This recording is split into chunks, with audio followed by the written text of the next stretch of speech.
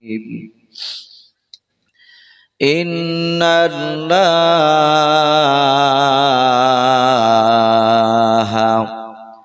وملائكته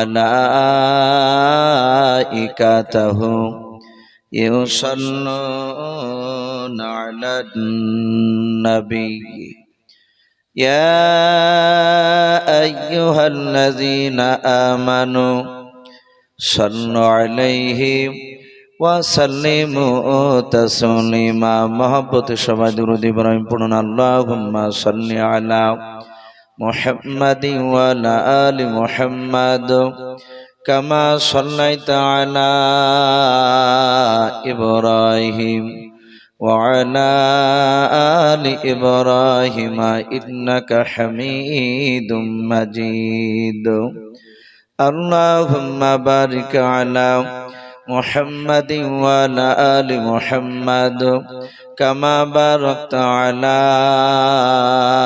إبراهيم وعلى آل إبراهيم إنك حميد مجيد صلى الله تعالى عليه وسلم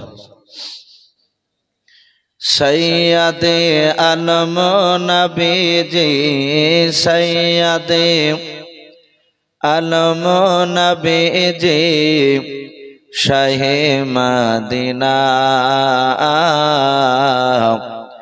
আর Medina যাইতে নবী যে হলেন রওয়ানা আর মদিনা যাইতে নবী যে হলেন রওয়ানা और काफिर मक्काबासी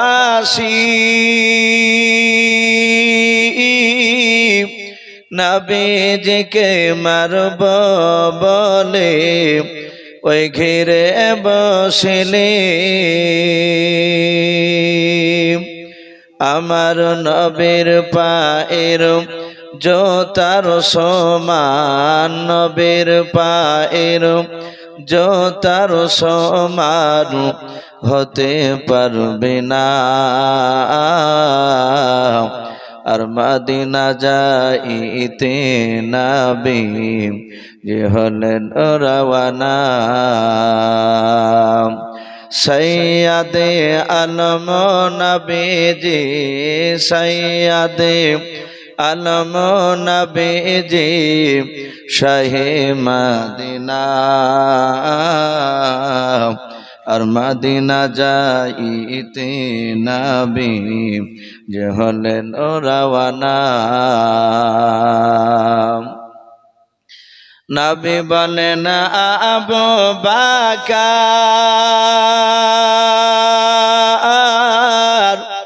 হিজরত করে চল গো ওই হুকুমে খোদার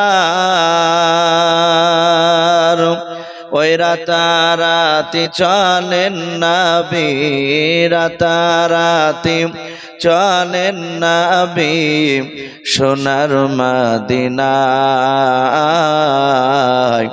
আর মদিনা যাইতে নবী যে হলেন রওয়ানা সৈয়দে আলম নবী জি সৈয়দে আলম নবী জি শাহ মদিনা আর মদিনা যাইতে নবী যে হলেন রওয়ানা নবী বলেন হযরত আলী আমার বিছানায় শুয়ে যাও গো ওই তোমারে বলে নবী বলেন হযরত আলী আমার বিছানায় শুয়ে যাও গো ওই তোমারে বলে হযরত আলী শুয়ে গেলেন হযরত আলী শুয়ে গেলেন নবীর বিছানায় আর মদিনা যাইতে নবী যে হলেন রওয়ানা জানের সাথী আবু বকর নবীর সঙ্গে যাব বলে ওই হলেন তয়ার ওই রাতারাতি চলেন নবী রাতারাতি চলেন নবী রাহে মদিনা আর মদিনা যাইতে নবী যে হলেন রওয়ানা সৈয়দে আলম নবীজি সৈয়দে আলম নবীজি শাহে মদিনা আর মদিনা যাইতে নবী যে হলেন রওয়ানা ভাই সবাই আমরা প্রাণ ভরে মহব্বতে উচ্চ আওয়াজে আরেকবার দুরূদ ইব্রাহিমটা পড়ে নি আল্লাহুম্মা সাল্লি আলা মুহাম্মাদি ওয়া আলা আলি মুহাম্মাদ কামা সাল্লাইতা আলা ইব্রাহিম ওয়া আলা আলি ইব্রাহিম ইন্নাকা হামিদুম মাজিদ আল্লাহুম্মা বারিক আলা মুহাম্মাদি ওয়া আলা আলি মুহাম্মাদ কামা বারাকতা আলা ইব্রাহিম وعلى آل إبراهيم إنك حميد مجيد صلى الله تعالى عليه وسلم শ্রদ্ধেয় জনাব আজকের জালসা নির্বাচিত মনোনীত যোগ্যতম সভাপতি মহাশয় ও সম্মানিত আমন্ত্রিত ওলামে কেরাম ও আমার সম্মুখের শ্রদ্ধেয় বয়োজ্যেষ্ঠ বাবা জীবনেরা আমার সমবয়স্ক সমজস্ব যুবক ভাইয়েরা পর্দার আড়ালের মা বোনেরা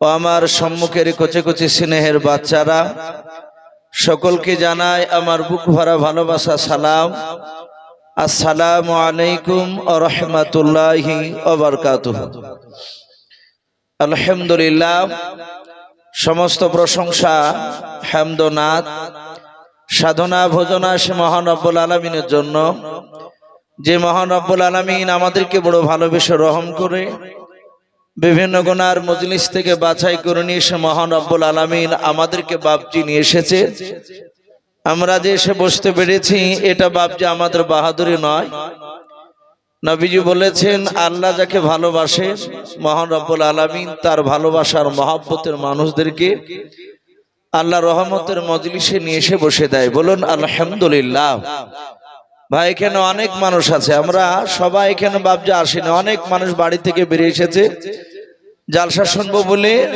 এরকম অনেক মানুষ আছে যারা প্যান্ডেলের ভেতরে বাপজি পাওয়া রাখবে না তারা বাজার থেকে বাপজি বাজার করে ঘুরে তারা বাড়ি গিয়ে সকালবেলায় বলবে যে জালসা শুনতে গিয়েছিলাম গোকুল চকে আল্লাহ রাসূল বলেছেন আল্লাহ যাকে ভালোবাসবেন আল্লাহ রাব্বুল আলামিন তাকে তার রহমতের মজলিসে দিনে মজলিসে নিয়ে এসে বসার সুযোগ করে দেবেন আমরা যে বসতে পেরেছি আশা করি মহান রব্বুল আলামিন আমাদেরকে ভালোবাসেন এটা বাপজি আমরা বুঝতে পেরেছি তাই রব্বুল আলামিনের দরবারে সকলেই শুকরিয়া স্বরূপ আদায় করে বলুন আলহামদুলিল্লাহ ভাই একটু উচ্চ আওয়াজে সকলে ছোট বড় সবাই একটু প্রাণ ভরে আল্লাহর কাছে শুকরিয়া আদায় করে বলে আলহামদুলিল্লাহ তারপরে পরে আপনার আমার নবী যিনি ধর্মের গুরু বিশ্ব মাননীয় নেতা নবীকুলের শিরোমণি পয়গম্বর আযম যিনি সাইয়্যিদুল মুরসালিন ও খাতামান নবিয়্যিন যিনি হাবিবে কিবরিয়া আশরাফুল আম্বিয়া যিনি হায়াতুন নবী জিন্দা নবী যিনার লাকাব রব্বুল আলামিন সুদূর আরশে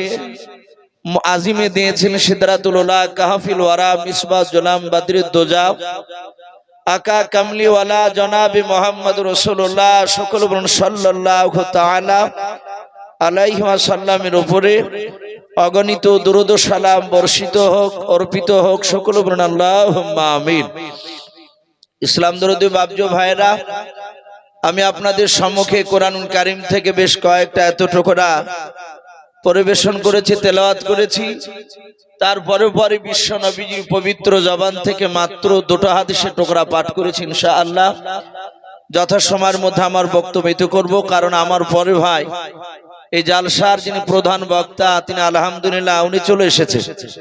উনি আমার পরে পরে আসবেন। আমার পূর্বেকার বক্তা উনি বারবার উনি আমাকে জামাই করছিলেন, আপনারা প্রায় মানুষ বুঝতে পেরেছে। বাবজা নতুন করে পরিচয় দেওয়ার আর দরকার নেই। উনি বলেছেন যে ভাই একটু জমে বসে, আপনারা যারা এখানে বসে আছেন ভাই, রাত্রি অনেক হয়ে যাচ্ছে, প্রায় আপনার 10টা বাজতে চললো। আমরা জানি যে যত রাত্রি হয়, যত গভীর রাত্রি হবে, আল্লাহ রাব্বুল আলামিন তার রাসূল বলেছে, আমরা দুনিয়ার সার্কুলার দেখতে পাই, দিনের বেলায় কোর্ট কাছারি এসব বন্ধ হয়ে যায়, কিন্তু যত রাত্রি হয় রাসূলুল্লাহ বলেছেন আল্লাহর তত রহমতের দরজা খুলে যায়। বলুন সুবহানাল্লাহ। তাই ভাই আমি অনুরোধ করব, যারা এই রাস্তায় একটু ভাই দাঁড়িয়ে আছে, আমি হাতে পায়ে ধরে বলবো যে সব বাবজি ভাইয়েরা বসেও আছে। অনেকে মনে হয় যে মসজিদে দেখেন অনেক সময় ডাকলে মসজিদে যেতে চায় না। যদি বলা হয় ভাই মসজিদে আসছেন না কেন, বলো ভাই আমার কাপড় ঠিক নাই তাই বলে, তার মানে মাল পেশাব করে পানি লাইনি। আমার মনে হচ্ছে কিছু ভাই ওরা এখন আসলে কি পেশাব ফিরে পানি লাইনি না কি ব্যাপার, ওইভাবে ভাই একটু অনুরোধ করছি একটু জমে বসি ভাই। যেহেতু জায়গা একটু বসার করেছে, আমরা সারা জীবনে গুনাহ করে আসছি। আমরা এই জালসার মাহফিলের চক গকলপুর যে গ্রামে আপনারা এসেছেন, মসজিদের উন্নতি কল্পে জালসা। আমরা জানি না যে আল্লাহর দরবারে আজকের জালসা কবুল হবে কিনা, আমরা কেউ গ্যারান্টি দিতে পারবো বাপ? আমরা কেউ পারবো না। কিন্তু আল্লাহ রাসূল বলেছেন যদি আজকে জালসার মাহফিল যদি আল্লাহ কবুল করে নেয়, আলহামদুলিল্লাহ আমাদের জান্নাত যাওয়ার জন্য এই জালসাটাই যথেষ্ট। বলুন আলহামদুলিল্লাহ। তাই ভাই আমি একটু অনুরোধ করব, লজ্জা করবেন না ভাই, একটু গুছিয়ে বসে ভাই। আমরা রাসূলের সুন্নাতের উপর যদি আমল না করি, আজ আমরা সুন্নাতকে মানি নাই। রাসূলের সাহাবারা যেভাবে রাসূলের সুন্নাতকে তারা মেনেছিলেন, আসামিনা ওয়া আতানা, রাসূলুল্লাহর কথা মুখ দিয়ে তারা নয়, তারা কান দিয়ে শুনতেন আর সাথে হাতে তারা আমল করতেন। বলুন সুবহানাল্লাহ। আজকে জালসার আপনারা প্রায় মানুষের বাবজি চিনেন, আপনাদের এলাকার নয়, গোটা মুর্শিদাবাদের বাবজি উনি একজন রত্ন বললি চলে, হযরত মাওলানা মুফতি আব্দুল আপনার আকবর আলী সাহেব মাদাজুল আলী, এই জালসার যিনি যোগ্যতম সভাপতি সাহেব, উনিও মূল্যবান কথা আপনাদের সামনে রেখেছিলেন। উনি মাগরিবের পর মাওলানা ইনামুল সাহেবের আগে পর্যন্ত উনি কথা বলেছিলেন। ভাই উনিও বারবার করে আপনাদেরকে জমে বসার কথাই বলেছেন। একটু গুছিয়ে আসি ভাই, পেছনকার ভাই যারা আছে আমি আপনাদেরকে বলছি ভাই একটু আসেন। আমি দেখলাম দুটো মাওলানা মনে হলো, এসব বাবজি আমাদের আলেমদের মধ্যে আমল হারিয়ে যাচ্ছে। সে বক্তা বলে আর হাজি বলে আর যেই বলেন না কেন, আজ প্রতিটা মানুষ বাবজি আমরা ফেল আমলের কাছে। কথা ঠিক না বেঠিক একটু কথা বলো। আমলের কাছে সবাই ফেল, আমরা আমল করি নাই, শুনি এ পর্যন্তই। আর সাহাবায়ে কেরামরা তারা শুনতেন আর সাথে হাতে আমল করতেন, তারা কতটা ভালোবাসতেন। আল্লাহ রাসূল সাল্লাল্লাহু তাআলা আলাইহি ওয়াসাল্লাম মসজিদে নববীতে বক্তব্য রাখছিলেন। আজ যেমন আপনারা আমার সামনে বসে আছে, দেখি ইউসুফ ভাই কি আলোচনা করে শুনবো। আল্লাহ রাসূলের সাহাবারা মসজিদে নববীতে বাবজি বসা, কিতাবে লিখেছে সাহাবায়ে কেরামরা আল্লাহ রাসূলের জানতেন যে নবী মক্কা থেকে হিজরত করে সর্বপ্রথম যে বাবজি মসজিদটা বানিয়েছিলেন মদিনার বুকে গিয়ে, সেই মসজিদের নাম কি বাবজি একটু জোরে বলেন তো? মসজিদটার নাম, মসজিদে অনেকেই জানেন না, মসজিদে নববী। আল্লাহ রাসূল সাল্লাল্লাহু তাআলা আলাইহি ওয়াসাল্লাম মক্কা থেকে হিজরত করে যাওয়ার পর মসজিদে নববী বানিয়েছিলেন। আজ আপনারা কুইন্টাল কুইন্টাল রড দিলেন, আমি শুনছিলাম 10 বস্তা 20 বস্তা করে সিমেন্ট দিছিলেন, অনেকে টাকা দিয়েছে। আজ মসজিদকে বাপজি মার্বেল বানানোর জন্য রাসূলের মসজিদ নববী খাজুর গাছের পাতা দিয়ে বাপজি ছাদ ছিল ছাউনি করা, বলুন আলহামদুলিল্লাহ। পানি হলে সাহাবারা সেজদায় যেতে, পানি হলে ওই খাজুর গাছের পাতার ওপর দিয়ে ভিতর দিয়ে সাহাবাদের মাথায় পানি পড়তো, কপালে কাদা লেগে যেত। গোটা মসজিদের বেড়াটা ছিল বাপজি খাজুর পাতার ডাল দিয়ে। কেতাবে লিখেছে আল্লাহ রাসূল সাল্লাল্লাহু আলাইহি ওয়াসাল্লাম সাহাবাদের সাথে আলোচনা করতেন, সে সময় নবী আমার বসার মতো জায়গা ছিল না। আজ তো আমরা চেয়ারে বিভিন্ন জায়গায় বসি। আল্লাহ রাসূল মসজিদে নববীতে বাপজি যেই জায়গায় ইমাম দাঁড়ায়, একটু মন দিয়ে কথাগুলো শুনবেন, যেখানে ইমাম সাহেব নামাজে দাঁড়ায় ওই জায়গাটাকে বাপজি মেহরাব বলা হয়। কি বলা হয়? মেহরাব। আর বিশ্বনবী রাহমাতুল লিল আলামিনের বাপজি পাশে তখনও মিম্বার ছিল না। ওই যে জুম্মার দিন বাপজি 3টে ধাপি বিশিষ্ট নাই, খুতবা দেয় ইমাম সাহেব যেই জায়গায় বসে এবং দাঁড়ায়, ওই কাঠের বলেন কিংবা হয়তো মার্বেল অনেক জায়গাতে করা থাকে, এগুলোকে বাপজি মেহরাব মিম্বার বলা হয়। আল্লাহ রাসূল সাল্লাল্লাহু আলাইহি ওয়াসাল্লাম যখন মসজিদে নববী বানালেন সেই সময় মিম্বার ছিল না। সাহাবায়ে কেরাম রাদিয়াল্লাহু তাআলা আনহুম আজমাইন গুনেরা, তারা নবীজির কথাগুলো শুনতেন এত মহব্বতের সহিত, একেবারে জমাট বেঁধে তারা কথাগুলো শুনতেন বসে। হাদিসে এসেছে আল্লাহ রাসূলের যেই জায়গায় বাপজি দাঁড়িয়ে নামাজ পড়াতেন ওখানে একটা খাজুর গাছ ছিল। খাজুর গাছটাকে রাসূলুল্লাহ নাম রেখেছিলেন উস্তুনে হান্না, খাজুর গাছটার নাম। আল্লাহ রাসূল সাল্লাল্লাহু তাআলা আলাইহি ওয়াসাল্লাম সাহাবাদের সামনে যখন প্রায় ঘন্টা খানিকের উপরে বয়ান করতে, আল্লাহ রাসূল দাঁড়িয়ে ওই খাজুর গাছটায় পিঠ লাগিয়ে বক্তব্য রাখতে, সাহাবায়ে কেরামরা সব তাকে থেকে দেখতে। সাহাবারা জানতেন যে নবীজির চেহারার দিকে মহব্বতে যদি দেখা যায়, যারা নবীর চেহারার দিকে মহব্বতে দেখবে তাদের বলা হয়েছে জীবনের সব গুনাহগুলো আল্লাহ মাফ করে দিবেন। জোরে বলুন সুবহানাল্লাহ। এত দামি নবী আমাদের। সাহাবায়ে কেরামরা সকলেই চাতক পাখি না চেয়ে আছে। সেখানে একজন বিশিষ্ট সাহাবা যিনার নাম কেতাবে এসেছে হযরতে আনাস বিন মালিক রাদিয়াল্লাহু তাআলা আনহু, উনি বেশ হায় র‍্যাঙ্কের দামি সাহাবা। উনি একইভাবে নবীর চেহারার দিকে চেয়ে আছে। আল্লাহর নবীজির সাহাবা আনাস বিন মালিক রাদিয়াল্লাহু তাআলা আনহু বাবা, উনি ভালো করে লক্ষ্য করে নবীজির চেহারার দিকে চেয়ে চেয়ে কথাগুলো শুনছিলেন। দেখলেন আল্লাহর নবীজি ঘন্টার পর ঘন্টা যখন দাঁড়িয়ে বক্তব্য দিতেন, বসার কোনো জায়গা ছিল না রে বাবা। ওই সময় আল্লাহর দরদি নবী আমার দেখতেন নবীর পা দুখানা বাপজি আপনার ব্যথা হয়ে যেত। আল্লাহর নবীর যখন একটা পা নাই দুটো পায়ে যখন ব্যথা হয়ে যেত, নবী কোন সময় আল্লাহর নবী একাদ সময় ডান পাটা বাপজি মাটি থেকে একটু উপরে আপনার তুলতেন, বাম পাটায় বাপজি ভর দিতেন। আল্লাহর নবীর সাহাবা আনাস বিন মালিক রাদিয়াল্লাহু তাআলা আনহু দেখলেন আল্লাহর নবীজি একবার ডান পাটাকে বাপজি উঁচু করে আপনার মাটি থেকে স্বর্ণ করে ধরে আছেন, আবার কিছুক্ষণ পর দেখেন বাবা আল্লাহর নবীজি ডান পাটা চাপ নিয়ে বাম পাটা বাপজি ভর নয় বাপজি হালকা করে দাঁড়িয়ে আছে। হযরতে আনাস রাদিয়াল্লাহু তাআলা আনহু নবীজির এই দৃশ্যখানা দেখে বাপজি বুঝতে পেরেছেন আমার নবীজি দাঁড়িয়ে কষ্ট হয়। হযরতে আনাসের দুই চোখের কোণা দিয়ে বাপজি ঝরঝর করে পানি ঝরতে লাগলো। আল্লাহর নবীজির সাহাবা আনাস নবীজির বক্তব্য শোনার পর নবী আমার ছোট্ট করে দোয়া করে দিলেন। সাহাবারা সময় বাড়ি চলে গেলেন। আনাস রাদিয়াল্লাহু তাআলা আনহু কাঁদতে কাঁদতে ওনার বিবির কাছে গেলেন।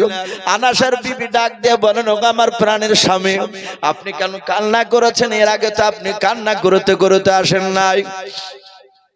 হযরত আনাস ডাক দিয়ে বলেছিলেন, বিবি আমি আল্লাহ রাসূল সাল্লাল্লাহু তাআলা আলাইহি ওয়াসাল্লাম আমি নবীজির বক্তব্য শুনছিলাম রে বিবি আমার। নবীর পায়ের দিকে দেখলাম নবী কিভাবে দাঁড়িয়ে বক্তব্য দিতে দিতে নবীর পা দুখানা ব্যথা হয়েছিল। আমার নবী কষ্ট করে দাঁড়িয়ে দাঁড়িয়ে বক্তব্য দিয়েছিল। ওরে আমার বিবি শুনে নাও, আমার নবীজির জন্য যদি একটু আরামদায়ক বসার মতো কোনো জায়গা যদি করে দিতে পারতাম, আল্লাহর নবী তাতে বসে বসে বক্তব্য রাখতেন। হযরতে আনাস বিন মালিক রাদিয়াল্লাহু তাআলা আনহুর বাবা ওনার অর্ধাঙ্গিনী বিবির সাজেশন মোতাবেক ওনার বিবি বলল, স্বামী গো আপনি যান জঙ্গল থেকে কাঠ চিনাই করে নিয়ে আসুন। কাঠ চিনাই করে নিয়ে আসলেন। তিনটা বিশিষ্ট ধাপি বাপজি সেই মিম্বার যেটাকে আমরা বলি বাবা, ওই মিম্বার তৈরি করে নিয়ে পরের সপ্তাহে জুম্মার দিন হয়েছে। আনাসের বিবি বললেন, ওগো আমার স্বামী প্রাণীর নেন এই তিনটা বিশিষ্ট ধাপি আপনি এই মিম্বারটা নিয়ে গিয়ে মসজিদে নববীতে আল্লাহর নবী যেখানে দাঁড়িয়ে বক্তব্য দেয় ওই জায়গায় গিয়ে রেখে দেবেন। আল্লাহর রাসূল যদি অসুবিধা হয় দাঁড়িয়ে বক্তব্য দিতে, নবী আমার ওই প্রথমকার ধাপিতে বসবেন, আর দুটো ধাপি যে নিচে আছে যেটাই সুবিধা হবে সেটাতে আমার রাসূল বসে বয়ান করবে। আপনারা জান ভরে বয়ান শুনবেন। নবী আমার নবীর আর পায়ে ব্যথা করবে না। আল্লাহর নবীজির সাহাবারা সবাই ভাবছে আপনার মসজিদে নববীতে সবাই বসে আছে। আল্লাহর নবীজি ভাবছে বক্তব্য দিয়েছিলেন খাজুর গাছে পিঠ লাগিয়ে বাবা। আল্লাহর নবীজির সাহাবা আনাস বিন মালিক রাদিয়াল্লাহু তাআলা আনহু নবীজির কাছে যাওয়ার পর সালাম দিলেন, আসসালামু আলাইকা ইয়া রাসূলুল্লাহ ইয়া হাবিবাল্লাহ। আল্লাহর নবীজি সালামের উত্তর দিলেন।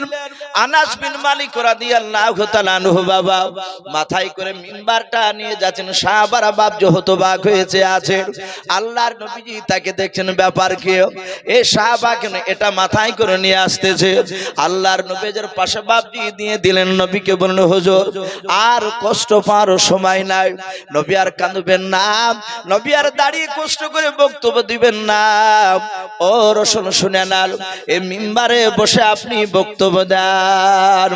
আল্লাহ রাসূলের সাহাবারা বাপজি সময় তাকিয়ে আছেন। সারা পৃথিবীর দরদি নবী জনাবে মুহাম্মদ রাসূলুল্লাহ সাল্লাল্লাহু তাআলা আলাইহি ওয়াসাল্লাম নবী আমার তাকে দেখলেন তিনটা ধাপি বিশিষ্ট রয়েছে। আল্লাহর নবীজি প্রথমকার ধাপিতে বিসমিল্লাহ বলে পা দিলেন, দেওয়ার পর আল্লাহর নবী দ্বিতীয় ধাপিতে পা দেন পর নবী আমার 3 নাম্বার ধাপিতে দাঁড়ালেন। দাঁড়িয়ে যাওয়ার পর আল্লাহ রাসূলের সাহাবারা বাপজি সবাই অবাক হয়ে তাকিয়ে আছেন। আল্লাহর নবী কি জানো বলবে। আল্লাহর নবীজি প্রথমকার ধাপিতে বাপজি একেবারে উপরকার ধাপিতে বসার পর আল্লাহর নবীজি পা দুখানা নিচকার ধাপিতে বাপজি রেখে দিও। নবী আমার সাহাবা আনাসের দিকে চেয়ে চেয়ে মুচকে মুচকে হাসতেছেন। জোরে বলুন সুবহানাল্লাহ। সাহাবায়ে কেরামরা সকলেই আপনার চিন্তা করছেন, আহারে আনাস এত ভাগ্যবান সাহাবা যে আল্লাহ রাসূল তার বসার কাঠ এই যে মিম্বার দিয়েছে, এ সারা পৃথিবীর রাসূল দাঁড়িয়ে নয় বসে সাহাবার দিকে তাকাচ্ছেন আর মুচকে মুচকে হাসছে। আল্লাহ বলেছেন, কুল ইন কুনতুম তুহিব্বুনাল্লাহ ফাত্তাবিউনি ইউহিব্বুকুমুল্লাহ ওয়া ইয়াগফির লাকুম যুনুবাকুম ওয়াল্লাহু গফুরুর রহিম। আমার আল্লাহ বলেছেন, হে রাসূল বলুন আমার সান্নিধ্য যদি লাভ করতে হয়, আমার জান্নাত যদি পেতে হয়, হে রাসূল আপনার যেন ইত্তেবা অনুসরণ করে যেন চলে। বলুন সুবহানাল্লাহ। সাহাবারা সকলেই ভাবছেন আনাস চরম ভাগ্যবান। আনাস তিনি রাসূলের হাসি দেখে আনাসও হাসছে। রাসূল যখন খুশি হয়েছে নিশ্চয় আমার আল্লাহ খুশি হবেন। বলুন আলহামদুলিল্লাহ। অনেক এরকম ঘটনা এসেছে হাদিসে। আল্লাহ রাসূল সাহাবার ব্যবহার দেখে নবী খুশি হয়ে গিয়েছে। সাথে সাথে আল্লাহ রাব্বুল আলামিন রাসূলকে বলেছেন, হে রাসূল আমিও সাহাবার উপর আমিও খুশি হয়ে গিয়েছি, আমি রাজি হয়ে গিয়েছি। হযরত ওমর ফারুক রাদিয়াল্লাহু তাআলা আনহু বিশ্বনবীকে সর্বপ্রথম চিনতেন না। আল্লাহ রাসূলকে আপনারা অনেকবার শুনেছে নবীকে বাপজি তলোয়ার নিয়ে মারতে গিয়েছিল ওমর। মারতে যাওয়ার পর বিশ্ব নবীজির বাপজি কোরআনের আয়াত কয়েকটা শোনার পর উমার আর থাকতে পারে নাই। উমার ঈমান আনলেন, নবীজির দরবারে বক্তব্য শুনতেন। উমার এত দামি জায়গায় পৌঁছে গিয়েছিলেন। উমার বিশ্ব নবীর দরবারে উমার বসে যতক্ষণ নবী বয়ান করতে, উমার এদিক ওদিক কোথাও বাপজি চোখের পাজাল ফেলতেন না, একইভাবে নবীজির চেহারার দিকে চেয়ে থাকতে। দরদে নবী বলতেন, উমার আমি অনেক দিন ধরে দেখেছি তুমি আমার উপর ঈমান আনার পরে, হে উমার তুমি আমার দিকে অমন করে তাকাও, আর দুই চোখের কোনা দিয়ে তোমার কেন পানি গড়ে, কেন পানি ঝরে বলো। ওমর কাঁদতেন আর বলতে, লোক রসুল, এই চোখ দিয়ে এত বড় দামি রসুলকে আমি এর আগে চিনতাম না, আমি কেন এর আগে রসুলকে চিনতে পারি নাই। তাই নবী এই চোখ দিয়ে আপনাকে চিনতে পেরেছি। আমি প্রতিজ্ঞা করেছি যতদিন আপনার হায়াত থাকতে আমাকে বাঁচিয়ে রাখবে রসুল, আপনি আমার সামনে থাকলে আমি আর অন্যদিকে কোথাও তাকাবো না। বলুন সুবহানাল্লাহ। আমি আপনার দিকে চেয়ে থাকবো। এই ওমর কথা শুনে রসুল এমনই খুশি হয়েছিলেন। হযরত ওমরের ব্যাপারে আল্লাহ নিজে বলেছেন, হে রসুল আমার ওমর যাতে খুশি হবে, হে আমার পয়গম্বর রসুল আমি আল্লাহ তাতে খুশি হয়ে যায়, তুমি রসুল তুমিও খুশি হয়ে যাও। বলুন সুবহানাল্লাহ। এত দামি সেই রসুল, নবী যার দিকে তাকিয়ে বাপজি হাসবে, যার মাথা হাত বুলাবে তার বাপজি কপাল খুলে গেল। আল্লাহর নবী জনাবে মুহাম্মদ রাসূলুল্লাহ সাল্লাল্লাহু তাআলা আলাইহি ওয়াসাল্লামের বাপজি সেই ঘটনা আমি আলোচনা করছিলাম। সেই মিম্বার খাজুর গাছ বাপজি কেঁদেছিল। আমার ওই পুরা ঘটনাটা বলার উদ্দেশ্যটা নয়, নবীর সাহাবারা নবীকে কতটা ভালোবাসতে। এই আল্লাহ রসুল মসজিদে নববীতে বাপজি মিম্বারে বসে বক্তব্য রাখছিলেন। আল্লাহ রসুল সাল্লাল্লাহু আলাইহি ওয়াসাল্লামের সাহাবারা প্রায় সাহাবারা বাপজি চলে এসেছে। কিতাবে লিখেছে মাত্র দুটো সাহাবা তখনও আসতে পারে নাই। আল্লাহ রসুল সাল্লাল্লাহু তাআলা আলাইহি ওয়াসাল্লাম তিনি বয়ান রাখছেন মসজিদে নববীতে। একজন নবীজির খুব মুরব্বী সাহাবা, খুব বয়স্ক সাহাবা, ওনার নাম কিতাবে এসেছে হযরতে সালমান ফারসি রাদিয়াল্লাহু তাআলা আনহু। এই সালমান ফারসি রাদিয়াল্লাহু তাআলা আনহু তিনি মসজিদে নববীতে যাচ্ছিলেন নবীজির বাপজি কথা শোনার জন্য। কিতাবে এসেছে আল্লাহ রাসূলের আরেকজন সাহাবা, আমরা হয়তো অনেকে নাম শুনেছি ওনার নাম হযরত উরাইকা রাদিয়াল্লাহু তাআলা আনহু। ভাই একটু নামটা বলেন, কি নাম বললাম? শেষকার সাহাবা হযরতে উরাইকা, একটু নামটা মনে রাখবেন ভাই। আমরা অনেকে নবীর নাম সঠিকভাবে নিতে জানি নাই। অনেক টুপিওয়ালা দাড়িওয়ালা অনেক বাপজি লোক নবীদের নাম নেয়, দেখেন বলে মুসা, ঈসা, ইদ্রিস, জাকারিয়া। ওর বলার ভঙ্গিমা দেখে মনে হয় যে তার মামা তো ফুফাই তো ভাইয়ের নাম করছে। ইদ্রিস শুধু নবী নয়, শুধু ইদ্রিস বলে যদি ছেড়ে দেন, মুসা বলে যদি ছেড়ে দেন, আপনার আমলনামা থেকে 1000টা নেকি কেটে দেওয়া হবে। আর আপনি ওই জায়গায় যদি আপনি বলেন হযরতে মুসা আলাইহিস সালাম, হযরত ইদ্রিস নবী আলাইহিস সালাম, পূর্ণাঙ্গ নাম যদি আপনি নেন সাহাবা কিংবা নবী রাসূলদের, আপনার 1000টা গুনাহকে মাফ করে দিয়ে আল্লাহ ওই জায়গায় 1000টা নেকি লিখে দিবেন। বলুন সুবহানাল্লাহ। মহব্বতে বাপজি নাম বলা দরকার। হযরত উরাইকা রাদিয়াল্লাহু তাআলা আনহু তিনিও যাচ্ছিলেন। সাহাবা সালমান বলে আমি পেছনে, আর উরাইকা তিনি আগে আগে যাচ্ছিলেন। আল্লাহ রাসূল সাল্লাল্লাহু আলাইহি ওয়াসাল্লামের মসজিদে নববীতে পৌঁছানো প্রায় 50 থেকে 60 হাত দূরে সালমান বলছেন আমরা ছিলাম। উরাইকা আগে আগে যাচ্ছেন, আমি সালমান পেছনে পেছনে যাচ্ছি। সালমান ফারসি রাদিয়াল্লাহু তাআলা আনহু। হঠাৎ করে সালমান বলেন আমি দেখলাম উরাইকা রাস্তা দিয়ে যেতে যেতে হঠাৎ করে একটা জায়গায় বাপজি তিনি বসে পড়লেন। রাস্তাতে অমনি বসে গিয়েছে। আল্লাহ রাসূলের সাহাবা সালমান ফারসি রাদিয়াল্লাহু তাআলা আনহু তিনি মনে মনে চিন্তা করছেন ব্যাপারটা কি। সালমান ফারসি রাদিয়াল্লাহু তাআলা আনহু তিনি যেতে যেতে হঠাৎ করে বসলেন কেন? আপনারা যদি এই গোকুল চক মাদ্রাসায় এই গ্রামে যে বাপজি জালসা শুনতে আসছে, অনেক সময় 3-4 জনা দল বেঁধে সাইকেলে আসে না, অনেকে হেঁটে আসে।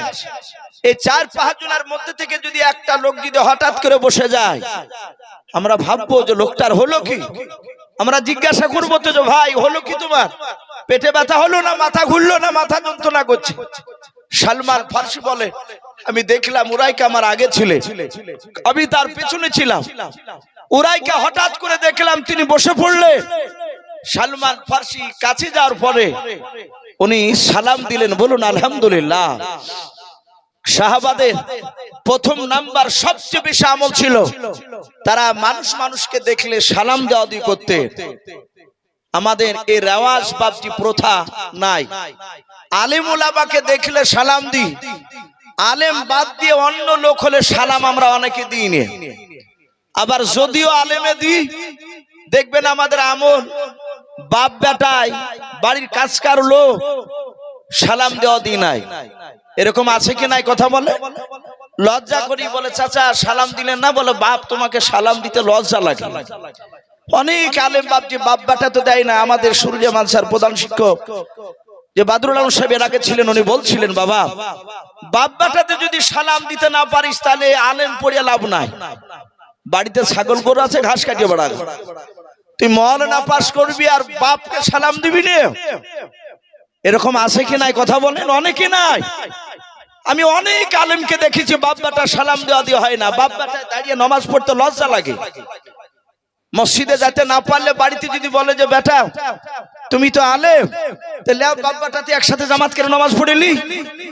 তখন আবার অনেক সময় বলে বেটাতে আলেম হওয়ার পরে যে বাপ পাশাপাশি ও ঘরে আপনি পড়ার অসুবিধা নাই।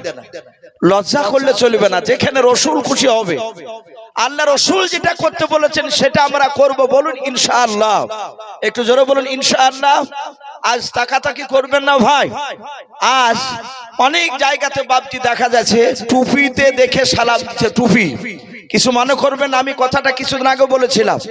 আমাদের এলাকায় একটি জায়গায় আমি জালসায় যাচ্ছি আর দেখছি রাস্তা ধারে বাপজি লোক অনেকে দাঁড়িয়ে।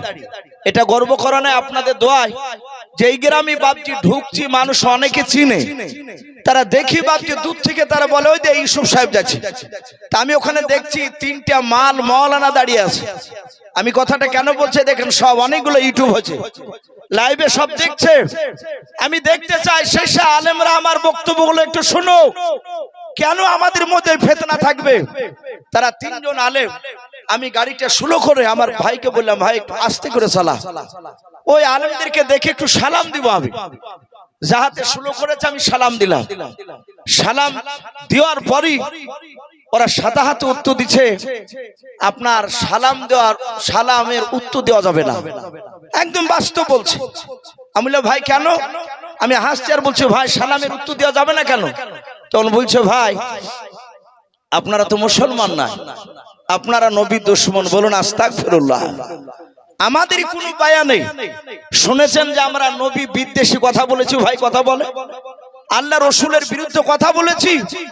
কথা বলি না। আপনি যতগুলো আমার ওয়াজ শুনবেন এইসব ছেলেরা দৌড়ে বেড়াচ্ছে ইউটিউব করার জন্য।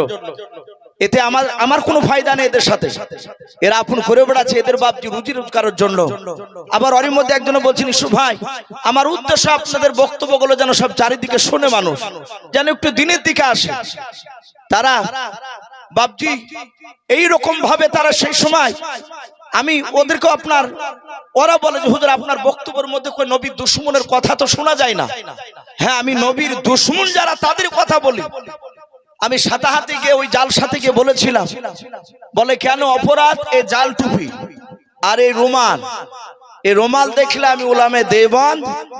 এই জন্য বাপজি বলছে এরা নবীর দুশমন, সালাম দেয় নাই। আমি আপনাদেরকে অনুরোধ করব টুপি দেখবো না, আমরা দেখবো সে মুসলিম কিনা। বলুন আলহামদুলিল্লাহ।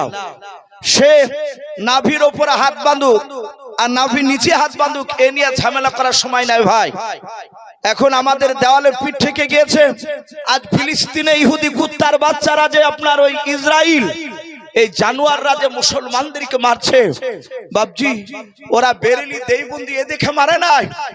তাদের অপরাধ শুধু মুসলমান ঘরে জন্ম নেওয়া, এটাই হচ্ছে অপরাধ। গত কয়েকদিন আগে বাপজি একটা খবর বেরিয়েছে, ফিলিস্তিনের বাপজি একটা যুবক ছেলেকে নয় বাচ্চা ছেলেকে ধরে নিয়ে গিয়েছে। ওরা জায়গা জায়গা দখল করে ক্যাম্প বসিয়েছে ইসরায়েলের লোকেরা। তো সেই ছেলেটার আব্বা এসে বলছে, বাড়িতে কাঁদাকাটি করছে যে আমার বেটা নিয়ে চলে গিয়েছে। সেই লোকটা ধরলো, ক্যাম্পে যাওয়ার পর বলছে যে আমার ছেলেকে নিয়ে এসেছে। যদি আমার ছেলেকে মেরে ফেলে তাহলে আমার ছেলের লাশটা দেন, আমি নিয়ে গিয়ে একটু কবর দেব। ইহুদি কুত্তার বাচ্চা ইসরায়েলরা, এই জানোয়াররাও ওখানকার পুলিশে বলল, তোমার ছেলের বয়স কত? বলে ছেলের বয়স হচ্ছে 8 বছর। বলে দাঁড়াও, এখানে দাঁড়াও।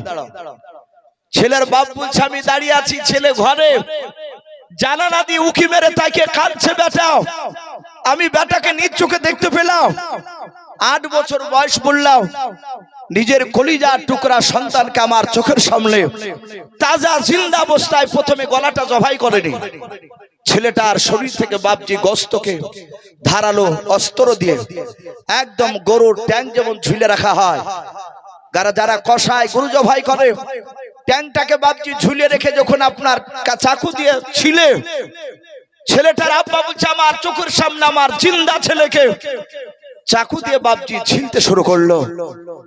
ছিলে ছিলে হাড় থেকে গোস্তকে আলাদা করলো। ছেলে চিৎকার করতে করতে ছেলে ওখানে মারা গেল। সেই জানোয়াররা চোখের সামনে কম্পিউটারে 16 কেজি গোস্ত ওজন করে বস্তায় ভরে দিয়ে বলল, যা তোর ছেলেকে নিয়ে গিয়ে দাফন করগা। ভাবতে পারেন মুসলিমদের পরিস্থিতি কোথায় গিয়ে দাঁড়িয়েছে। আর আমরা কেন আজকে বেরিলি দেয় বন্দি, আজ ফারাজে হানাফি নিয়ে কেন আমরা আজকে ঝামেলা করব? ভাই আমরা সকলেই কলেমাওয়ালা ভাই। আজ আমরা যাকে দেখবো যে ইনি মুসলিম, সে নাভির উপরে হাত বাঁধুক নিচে বাঁধুক, এসব ঝামেলা করার এখন আর সময় নাই। আমরা ভাই দেখলি তাদেরকে সালাম দিব, বলুন ইনশাআল্লাহ, বলুন ইনশাআল্লাহ। এটা সাহাবাদের সবচেয়ে বড় আমল ছিল। সাহাবারা বাপজি দেখলি তারা প্রথমে সালাম দিতেন। আল্লাহর নবী জনাবে মুহাম্মদ রাসূলুল্লাহ সাল্লাল্লাহু তাআলা আলাইহি ওয়াসাল্লাম মসজিদে নববীতে বসা সাহাবাদেরকে নিয়ে বয়ান করছিলেন। আর সালমান বলেন আমি যাচ্ছিলাম, আমার আগে উরাইকা সেই সাহাবা যাচ্ছিলেন, উনি হঠাৎ করে বসে পড়লেন। আল্লাহ রাসূলের সাহাবা সালমান ফারসি বলেন আমি কাছে গেলাম, যার পার শুধু বললাম আসসালামু আলাইকুম ওয়া রাহমাতুল্লাহি ওয়া বারাকাতুহু। সালমান ফারসি রাদিয়াল্লাহু তাআলা আনহু বলেন আমি উরাইকার কাছে গিয়ে সালাম দিলাম। উনি সালামের বাপনি উত্তর দিলেন ওয়া আলাইকুমুস সালাম ওয়া রাহমাতুল্লাহি ওয়া বারাকাতুহু। হযরত সালমান বলে দেখলাম উরাইকা শুধু আমার সালামের উত্তরটা দিয়ে দিলেন। সাহাবারা জানতেন সালাম দেওয়া হচ্ছে সুন্নাত আর উত্তর দেওয়া হচ্ছে বাপজি ওয়াজিব। সালাম শোনার পর যদি আপনি উত্তর না দেন আপনার বড় ধরনের গুনাহ হয়ে যাবে, কারণ আপনি ওয়াজিবকে ছেড়ে দিলেন। আল্লাহর নবীজির সাহাবা উরাইকা বাপজি সালামের উত্তর খানা দেওয়ার পর আর কোনো কথা বলেন না, চুপচাপ তিনি বসে আছেন। সালমান ফারসি রাদিয়াল্লাহু তাআলা আনহু বাবা উরাইকার হাত দুখানা ধরে বলেন ভাই উরাইকা তোমার কি হলো? রাস্তায় যেতে যেতে কেন হঠাৎ করে কেন তুমি বসে মরলা বলাও? হযরত উরাইকা বাপজি কোনো কথা বলেন নাই। আল্লাহ রাসূলের সাহাবা সালমান ফারসির দিকে বাবা ফেলফাল করে চেয়ে আছেন। আবার সালমান ফারসি রাদিয়াল্লাহু তাআলা আনহু বলেন ভাই তুমি কেন আমার দিকে চেয়ে আছো, কেন কথা বলো নাই? বলো রে ভাই তোমার কি পেটে ব্যথা হলো নাকি বলাও? হযরত সালমান ফারসি রাদিয়াল্লাহু তাআলা আনহু বাপজি কয়েকবার বাপজি কথা বললেন। সালমানের কথায় বাপজি উরাইকা উত্তর দিলেন লাও। সালমান ফারসি রাদিয়াল্লাহু তাআলা আনহু সোজা বাবা উরাইকাকে রেখে দিয়ে সোজা মসজিদে নববীর দিকে দৌড়ে চলে গেলেন। আল্লাহর নবী জনাবে মুহাম্মদ রাসূলুল্লাহ সাল্লাল্লাহু তাআলা আলাইহি ওয়াসাল্লাম দরদে নবীর কাছে গিয়ে সালাম দিলেন আসসালামু আলাইকা ইয়া রাসূলুল্লাহ ইয়া হাবিবাল্লাহ। আল্লাহর নবীজি সালামের উত্তর দেওয়ার পর বলেন সালমান ওগো সালমান ফারসি কেন তুমি আমার কাছে দৌড়ে এসলে বললাও? হযরত সালমান বলেন নবী আপনার দরবারে আমি আর আরেকজন সাহাবা উরাইকা আসতেছিলাম। নবী গো প্রায় 50 থেকে 60 হাত দূরে ছিলাম। নবী আপনার দরবারে তখন আসতে পেরেছিলাম না, আমি পেছনে ছিলাম, আমার সামনে উরাইকা ছিলাম। ও নবীজি উরাইকাকে দেখলাম রাস্তায় যেতে যেতে হঠাৎ করে তিনি তিনি বসে পড়লেন। ওগো আল্লাহ দরুদ নবী, আমি উরাইকার কাছে গিয়ে সালাম দিলাম। আমি কয়েকবার বললাম, ভাই তোমার কি হয়েছে বলো। নবী আমি লক্ষ্য করে দেখলাম উরাইকা শুধু সালামের উত্তর দিয়ে আর কোনো কথা বলেন নাই। ও নবী এখনো বসে আছে উরাইকা রাস্তায়। ওগো আল্লাহর নবী, আপনার অনেকগুলো সাহাবা রয়েছে মসজিদে নববীর ভেতরে, যে কোনো একজন সাহাবার মারফতে আপনি উরাইকাকে ডেকে নিয়ে আসুন।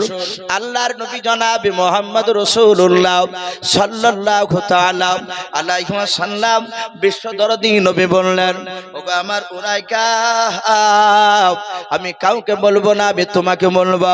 এই সালমান ফারসি, আমি উরাইকাকে ডাকতে কাউকে বলবো না, শুধু তোমাকে।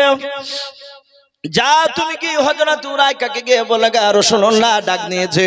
বলে হুজুর আমি কয়েকবার কথা বললাম, কোনো কথা বলে নাই। নবী বলেন, সাহাবা একবার গিয়ে বলবা তোমার বিশ্ব নবীজি ডাক দিয়েছে, দেখবা উরাইকার বসে থাকতে পারবে না। আল্লাহর নবীর সাহাবা সালমান ফারসি রাদিয়াল্লাহু তাআলা আনহু বাপজি দৌড়ে চলে গেলেন। দৌড়ে যাওয়ার পর হযরত উরাইকাকে বাপজি দ্বিতীয়বার সালাম দেওয়ার পর উরাইকার হাত ওখানে জড়িয়ে ধরে বলেন, ওরে ভাই উরাইকা, শুনে নাও, আমি তোমাকে ব্যক্তিগত ডাকতে আসি নাই রে ভাই, সারা পৃথিবীর দরদ নবী জনাবে মুহাম্মদ রাসূলুল্লাহ সাল্লাল্লাহু তাআলা আলাইহি ওয়াসাল্লাম তোমাকে ডাক নিয়েছে ভাই। হযরত সালমান বলে, যখনই নবীজির নাম করলাম আর উরাইকা বসে থাকলো না, চট করে উরাইকা দাঁড়িয়ে গেল। দাঁড়িয়ে যাওয়ার পর বলেন, ভাই সালমান, নবী আমার মসজিদে নববীতে আছে না বাড়িতে আছে? বলে মসজিদে নববীতে বসাও। সালমান বলে, দেখলাম উরাইকা আগে আগে দৌড়ে যায়, আমি উরাইকার পেছন পেছন দৌড়ে চলে যাওয়ার পর দেখলাম আল্লাহর নবীজির কাছে উরাইকা গিয়ে সালাম দিলেন। আল্লাহর নবী বলেন, উরাইকা তুমি মসজিদে আস্তে আস্তে কেন, তুমি রাস্তায় বসে গিয়েছিলে বলো। এই উরাইকা, তুমি আমার দরবারে আসার সময় কেন মসজিদে তুমি দাঁড়িয়ে গিয়েছিলে, একটু তাড়াতাড়ি বলো। উরাইকা আস্তে করে বলছেন, হুজুর কিছু হয় নাই। আল্লাহ দরদি নবী বলেন, কেন বসেছিলে বলো। উরাইকা আস্তে করে বলে, নবী আপনার দরবারে যদি একটু জোরে আওয়াজ হয়ে যায় আপনি বেয়াদবি হলে মাফ করবেন। ওগো আল্লাহর নবী শুনে নেন, আমার কিছু হয় নাই, আপনি আমাকে বসতে বলেছিলেন, তা আমি রাস্তার ধারে বসে গিয়েছিলাম। জোরে বলুন সুবহানাল্লাহ। বলেন আরে তাকবীর। হযরতের সাহাবা নবীজি সালমান ফারসি নাই উরাইকাকে বলেন, এই উরাইকা, এই তোমার আমার দরবারে আসতে গিয়ে কি হয়েছিল? উরাইকা বলছেন, হুজুর আমার কিছু হয় না। বলে তাহলে তুমি রাস্তাতে কেন বসে গিয়েছিল বলো। উরাইকা বলছেন, হুজুর আপনি আমাকে বসতে বলেছিলেন, আপনি তো বসতে বললেন, তাই আমি বসে গিয়েছিলাম। আল্লাহ রাসূল বললেন, আমি তো জানি না, আমি তো জানতাম না যে তুমি আমার দরবারে আসছিলে, তুমি রাস্তায় ছিলে। আমাদের আকীদা, আল্লাহ রাসূল সাল্লাল্লাহু তাআলা আলাইহি ওয়াসাল্লাম কি গায়েবের খবর দিতে পারতেন? কথা বলে পারতেন না। আসমান জমিনের ভিতরে একমাত্র গায়েবের খবর আমার আল্লাহ জানেন। বলুন আলহামদুলিল্লাহ। নবী জানতেন না? হ্যাঁ, নবী অতটাই জানতেন যতটা আল্লাহ তার সম্রাট জিবরিল আলাইহিস সালামের মারফতে রাসূলুল্লাহকে জানাতে, তার বাইরে না। নবী বলছেন, ভাই উরাইকা, আমি জানতাম না যে তুমি রাস্তা দিয়ে আসছিলে, আমি তো তোমাকে বসতে বলি নাই। বলে হুজুর আপনি যে বললেন সাহাবা বসো, আল্লাহ রাসূল বলেন কথা সত্য, আমি সাহাবাকে বলেছিলাম, কিন্তু তুমি সাহাবা, তোমাকে নয়। মসজিদে নয় বাপজি, জালসায় দেখবেন অনেক সময় মানুষ উঠা বসা করে। অনেক বক্তারা আমরা সময়তে বলি, এই ভাই উঠছেন কেন, বসেন, বলে না অনেকে। আল্লাহ রাসূলের সাহাবার মধ্যে থেকে একজন সাহাবা একটু দাঁড়িয়েছিলেন ওই মসজিদে নববীতে, আর আল্লাহর নবী বলেন, এই সাহাবা বসো।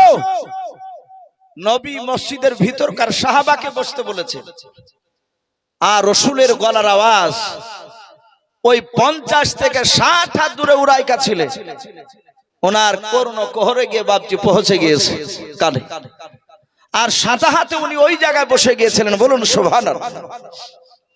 একটু বাপজি রাত্রিবেলায় বিছানায় গিয়ে শোবার সময় বালিশে মাথা দিয়ে একটু কথাটা সমীক্ষা করবেন, চিন্তা করবেন যে রাসূলের সাহাবা ওরাই কারা? তাহলে কতটা নবীকে মানতে, রাসূলের সাহাবারা কতটা রাসূলের কথাকে মানতে, যারা নবীর সুন্নাতের কথার উপর আমল করেছিলেন ভাই, তারাই কামিয়াব হয়েছে, তারাই জান্নাতি সাহাবা। আল্লাহ রাসূল সাল্লাল্লাহু তাআলা আলাইহি ওয়াসাল্লামের সাহাবার নামের পরে রাদিয়াল্লাহু তাআলা আনহু বলে না? ওয়া নবী হুরায়রা তা قال নবী সাল্লাল্লাহু তাআলা আলাইহি ওয়াসাল্লাম, আবু বকর সিদ্দিক রাদিয়াল্লাহু তাআলা আনহু, এই যে রাদিয়াল্লাহু তাআলা আনহু, এটা আপনি আমি মরে গেলে বলা যাবে? বলা যাবে না। সাহাবাদের শানে বাপ যেটা বলা হয়, তাদের নামের শেষে তারাই এত নবীর সুন্নাতকে মানতে, তাই সাহাবাদের নামটা বাপজি রাদিয়াল্লাহু তাআলা আনহু। ওখানে আরো কিছু লোক ছিল মক্কা নগরে মদিনাতে, যারা রাসূলকে মানে নাই, তারা কাফের ছিল। এখনো তাই, এখনো বাপজি যারা রাসূলের সুন্নাতের উপর আমল করবে না, তারা বেঈমান। নবীর কথাকে যারা মানবে না, তারা এখনো কাফির হবে, যদি রাসূলের কথার উপর যদি ঈমান আনতে পারে। ভাই, আমি আপনাদেরকে অনুরোধ করব, সারা রাত শোনার নামটা ঈমান নয়, অল্প শুনুন আর আমল করি বেশি। আমরা আমল যদি না করি বাপজি, মৃত্যুর পর যে কত ভয়ঙ্কর, শুধু মৃত্যু হতে দেরি, কবরে গেলি বাপজি বুঝতে পারা যাবে। ওলামারা হাদিসের কথাগুলো তারা বলতো, সত্যি সত্য তখন আমরা মানতাম না। রাসূলকে শুধু মৌখিক, শুধু নবীকে ভালোবাসি এতটুকু শুধু লোকের সামনে যদি বলে বেড়ান, চায়ের দোকানে বলেন, কোন জায়গা থেকে বলছেন আমি নবীকে ভালোবাসি, এই মুখে বললে বাপজি এটা ভালোবাসার প্রমাণ হয় না। যতক্ষণ পর্যন্ত আপনার রাসূলের সুন্নাতের উপর প্রতিটা আমল না হবে, স্বামী মাওলানা ইউসুফি হই না কেন, আর মুফতি সাহেবই হন না কেন, আর আপনি হন না কেন, কিয়ামতের ময়দানে বক্তা মুফতি দেখে জান্নাত দিবেন না আল্লাহ। আল্লাহ রাব্বুল আলামিন জান্নাত দিবেন তাদের আমল খানা দেখে। বলুন আলহামদুলিল্লাহ। আমল যার ভালো, যার অন্তর ভালো, সে যাবে যে বাপজি আস্তে আস্তে জান্নাত। আমি প্রতিটা বাপজি ভাইকে অনুরোধ করব, রাসূলের সুন্নাতকে ভালোবাসতে শিখি আমরা। আল্লাহ রাসূলের সাহাবা নয়, আমরা জানি যে রাসূলুল্লাহর আব্বারা টোটাল ভাই ছিল বাপজি কজন? একটু জোরে বলেন তো, নবীর আব্বারা ভাই কটা ছিল? শুনেন নাই? 10টা। কটা বললাম? নবীজির আপন আব্বা আব্দুল্লাহরা তার ভাই ছিল 10টা। তার মধ্যে থেকে একটা রাসূলের চাচা ছিল, তার নাম ছিল আবু তালিব। এই আবু তালিব লোকটা জান্নাতি না জাহান্নামী? ভাই একটু জোরে বলেন তো। এই আবু তালিব এ জাহান্নামী, কিন্তু ওনার জীবনী পড়ে দেখা যায়, সিরাতে হালবিয়া বলে একটি কিতাব আমাদের উলামায়ে দেওবন্দে লেখা, অনেক বাপজি নবীজির সিরাতের বই লেখা আছে। আবু তালিব বিশ্ব নবীকে কেমন ভালোবাসতে। সম্মানিত ভাইরা আমার, বাবা জীবনেরা, আল্লাহ রাসূলের চাচা আবু তালিব জাহান্নামী হয়েছিলেন, কিন্তু রাসূলুল্লাহকে তিনি ভালোবাসা কম করেছিলেন না, নবীকে ভালোবাসতে। কিতাবে লিখেছে আল্লাহ রাসূল সাল্লাল্লাহু তাআলা আলাইহি ওয়াসাল্লাম যখন প্রথম জামানায় কলমার দাওয়াত দিতে লাগলে, আল্লাহ রাসূলের কথা সবাই মানেনি। আবু জেহেল, উতবা, সাইবা, আবু সুফিয়ান, আবু লাহাব, এরা নবীজির শুরু জামানায় তারা একেবারে রাসূলের বিরোধিতা শুরু করেছিল, এবং আবু জেহেল মৃত্যু পর্যন্ত নবীজির বিরোধিতা করে গিয়েছে। আবু লাহাব, উতবা, সাইবা, এরা কিতাবে লিখেছে আল্লাহ রাসূল বাপজি নবুয়ত প্রাপ্ত হওয়ার পরে একেবারে 14 দিনকার দিন, ভাই একটু কান লাগাবে, নবীজি কলেমার দাওয়াত দিতে লাগলেন। 14 দিন ধরে দেওয়া হয়েছে। 14 দিনকার দিন মক্কার চৌরাস্তার মোড়ে আল্লাহ রাসূল সাল্লাল্লাহু আলাইহি ওয়াসাল্লাম তিনি 10-12টা লোককে কলেমার কথা শোনাচ্ছেন, জান্নাত জাহান্নামের কথা শোনাচ্ছেন। তারা কিন্তু খুব প্রভাবশালী ব্যক্তি ছিল না, ওই 10-12 জন, তারা গরিব শ্রেণীর মানুষ। আল্লাহ রাসূল তাদেরকে আলোচনা করছিলেন, নবীজির মিষ্টি বয়ান তারা মন দিয়ে শুনছিল। হঠাৎ করে দেখছে বেঈমান Abu Jahl, Utba, Shaiba, Utba, Utaiba, এই সব জানোয়াররা, কুখ্যাত বাপজি কাফের মক্কার সেই সময় তাবুর নেতা, এরা দল বেঁধে যে দেখছে সে মুহাম্মদ সাল্লাল্লাহু আলাইহি ওয়াসাল্লাম, এই তো জান্নাত জাহান্নামের কথা শোনাচ্ছে, আমাদের বাপ দাদা ধর্মের বিরুদ্ধে কথা বলছে। আবু জেহেল যাওয়ার পরই অমনি ডাক দিয়ে বলে, এই ভাতিজা, আল্লাহ রসুল এভাবে তাকে বললেন, চাচা কি হলো? আবু জেহেল চোখ দুটো লাল করে মোটা মোটা করে সবাই মিলে রুখে গিয়ে আবু জেহেল বিশ্বনবীর এইভাবে কলার খানাকে বাবজি ধরলো। যাবা কলারটা ধরে ডাক দিয়ে বলে, আব্দুল্লাহর সন্তান, তোকে এতদিন আলামিন বলতাম, সত্যবাদী বলতাম, ভালো বলতাম, শোন আজ 14 দিন থেকে তুই নতুন দিনের দাওয়াত দিছিস, আমাদের বাপ দাদা ধর্মের বিরুদ্ধে কথা বলছিস। শোন, আজ তোকে সাবধান করে দিচ্ছে, আগামী কাল থেকে যেন কলমার দাওয়াত আর দিবি না। আল্লাহ রাসূল সাল্লাল্লাহু তাআলা আলাইহি ওয়াসাল্লামের শুধু কলারটা বাপজি ধরলো তা নয়, আল্লাহ রাসূলের গলায় এইভাবে আবু জেহেল হাতখানা ধরলো, গলায় হাত দিয়ে ধাক্কা দিয়ে বাপজি আপনার ফেলে দিল রাসূলকে। আহারে, যে রাসূল দুনিয়ার বুকে বাপজি রাস্তা দিয়ে, যে রাস্তাটা দিয়ে একবার হাঁটতে, শামাইলে তিরমিজি শরীফে এসেছে, নবী আমার একবার যে রাস্তা দিয়ে হাঁটতে, ওই রাস্তায় 14 দিন ধরে না হাঁটলে ওই রাস্তাতে নবত নবত খুশবু পাওয়া যেত। বলুন সুবহানাল্লাহ। শুধু তাই নয়, নবী আমার যতবার দুনিয়াতে হাসতে, আল্লাহ রাব্বুল আলামিন নবীজির সম্মানার্থে জান্নাতের মর্যাদা ততবারই বৃদ্ধি করতেন। বলুন সুবহানাল্লাহ। এত দামি নবী, আর সেই নবীকে বেঈমান আবু জেহেল গলায় ধাক্কা দিয়ে বাপজি এমন করে জোরে দিল, রাসূল হুড়মুড় করে পড়ে গেল। নবী পড়ে গিয়ে বলেন, চাচা আমি তো অন্যায় করি নাই, আমি এদেরকে জাহান্নামে যাবে, এদেরকে জাহান্নাম থেকে কি করে জান্নাতে যাবে সেই রাস্তা বলতে এসেছি, আর আপনি আমাকে গলায় ধাক্কা দিয়ে ফেলে দিলেন। আবু জেহেল সবাই চিৎকার করে বলে, আর দ্বিতীয়বার আওয়াজ করলে তোকে এর চেয়ে বেশি আঘাত দেওয়া হবে, যা এখনই চলে যাও, আগামী কাল থেকে যেন কলমার দাওয়াত দিবি না। রাসূলকে ধাক্কা দিয়ে বাপজি বের করে দিল। কিতাবে লিখেছে ওই সময় রাসূলের আপন চাচা আবু তালিব, এই আবু তালিব কুরাইশ বংশের, মক্কা নগরে উনিও একজন বড় মাপের নেতা, উনিও বড় নেতা, আবু জেহেলদের মতো তাবড় নেতা। আবু তালিব যাচ্ছেন তো দেখছেন সেই ওই নেতারা। আবু তালিব গিয়ে বলছেন, ভাই কি ব্যাপার? উতবা, সাইবা, আবু সুফিয়ান, আবু লাহাব, এই আবু জাহাল, কি ব্যাপার? সব নেতাগুলো এখানে, আমরা দু চারটা দেখেন পার্টির এক জায়গায় নেতা থাকলে আমরা বলি, ভাই কি ব্যাপার? সব নেতা গেলে এখানে এক জায়গায়, বলে একটা কাজে এসেছিলাম, চা খাচ্ছে। আবু জেহেলের পাশ থেকে উতবা বলল, আমরা এখানে ঘুরতে এসেছিলাম। আবু জেহেলের মনটা চরম ভারী। রাসূলের চাচা আবু তালিব বলল, ভাতিজা নয়, এই ভাই, এই আবু জেহেল, তোমার মনটা ভারী কেন? আবু জেহেল মুখটা ভারী করে বলল, শুধু তোমার ভাতিজার জন্য বেঁচে গেল, এই কথা বলেছে। আবু তালিব বলল, ভাতিজা মানে কোন ভাতিজা? বলে, আবু তালিব, তুমি এখানে কলা করছো, তুমি জানো না তোমার ভাতিজা মুহাম্মদ সাল্লাল্লাহু আলাইহি ওয়াসাল্লাম আব্দুল্লাহর ছেলে আজ 14 দিন থেকে আমাদের বাপ দাদার বিরুদ্ধে কথা বলছে, এই মক্কা নগরে এসেছিল এখানে, ওকে গলায় ধাক্কা দিয়ে বের করে দিয়েছে শুধু তোমার ভাতিজার জন্য, নালে ওখানে মারতে মারতে শেষ করে দিতাম এই জায়গায়। আবু তালিবকে বলল, তোমার ভাতিজাকে আজ রাতে গিয়ে বারণ করে দিও, যদি আগামী কাল থেকে কলমার দাওয়াত না দেওয়া বন্ধ করে, আমাদের বাপ দাদা ধর্মের বিরুদ্ধে কথা যদি বলে, তাহলে আমরা তোমার ভাতিজাকে মারতে বাধ্য হব, এই জাহাতে মারবো বলেছে। আর আবু তালিবের চোখ দিয়ে অমনি বাপজি পানি ঝরতে লাগলো, পানি চলে আসলো। আমার বিশ্ব নবীজির চাচা আবু তালিব বলল, ভাই কিছু মনে করো না, আমি আব্দুল্লাহকে দেখেছি, আমরা ব্যবসা করতে গিয়ে আমার আব্দুল্লাহর ছেলে মুহাম্মদ সাল্লাল্লাহু আলাইহি ওয়াসাল্লাম যখন তার মার পেটে 6 মাসের বাচ্চা ছিল, সিরিয়ায় ব্যবসা করতে গিয়ে মারা গিয়েছে। হে আবু জেহেল, শুনে নাও, 6 বছর বয়সে সে মুহাম্মদ সাল্লাল্লাহু আলাইহি ওয়াসাল্লাম মা হারিয়ে ফেলেছে, বাপের আদর পায়নি।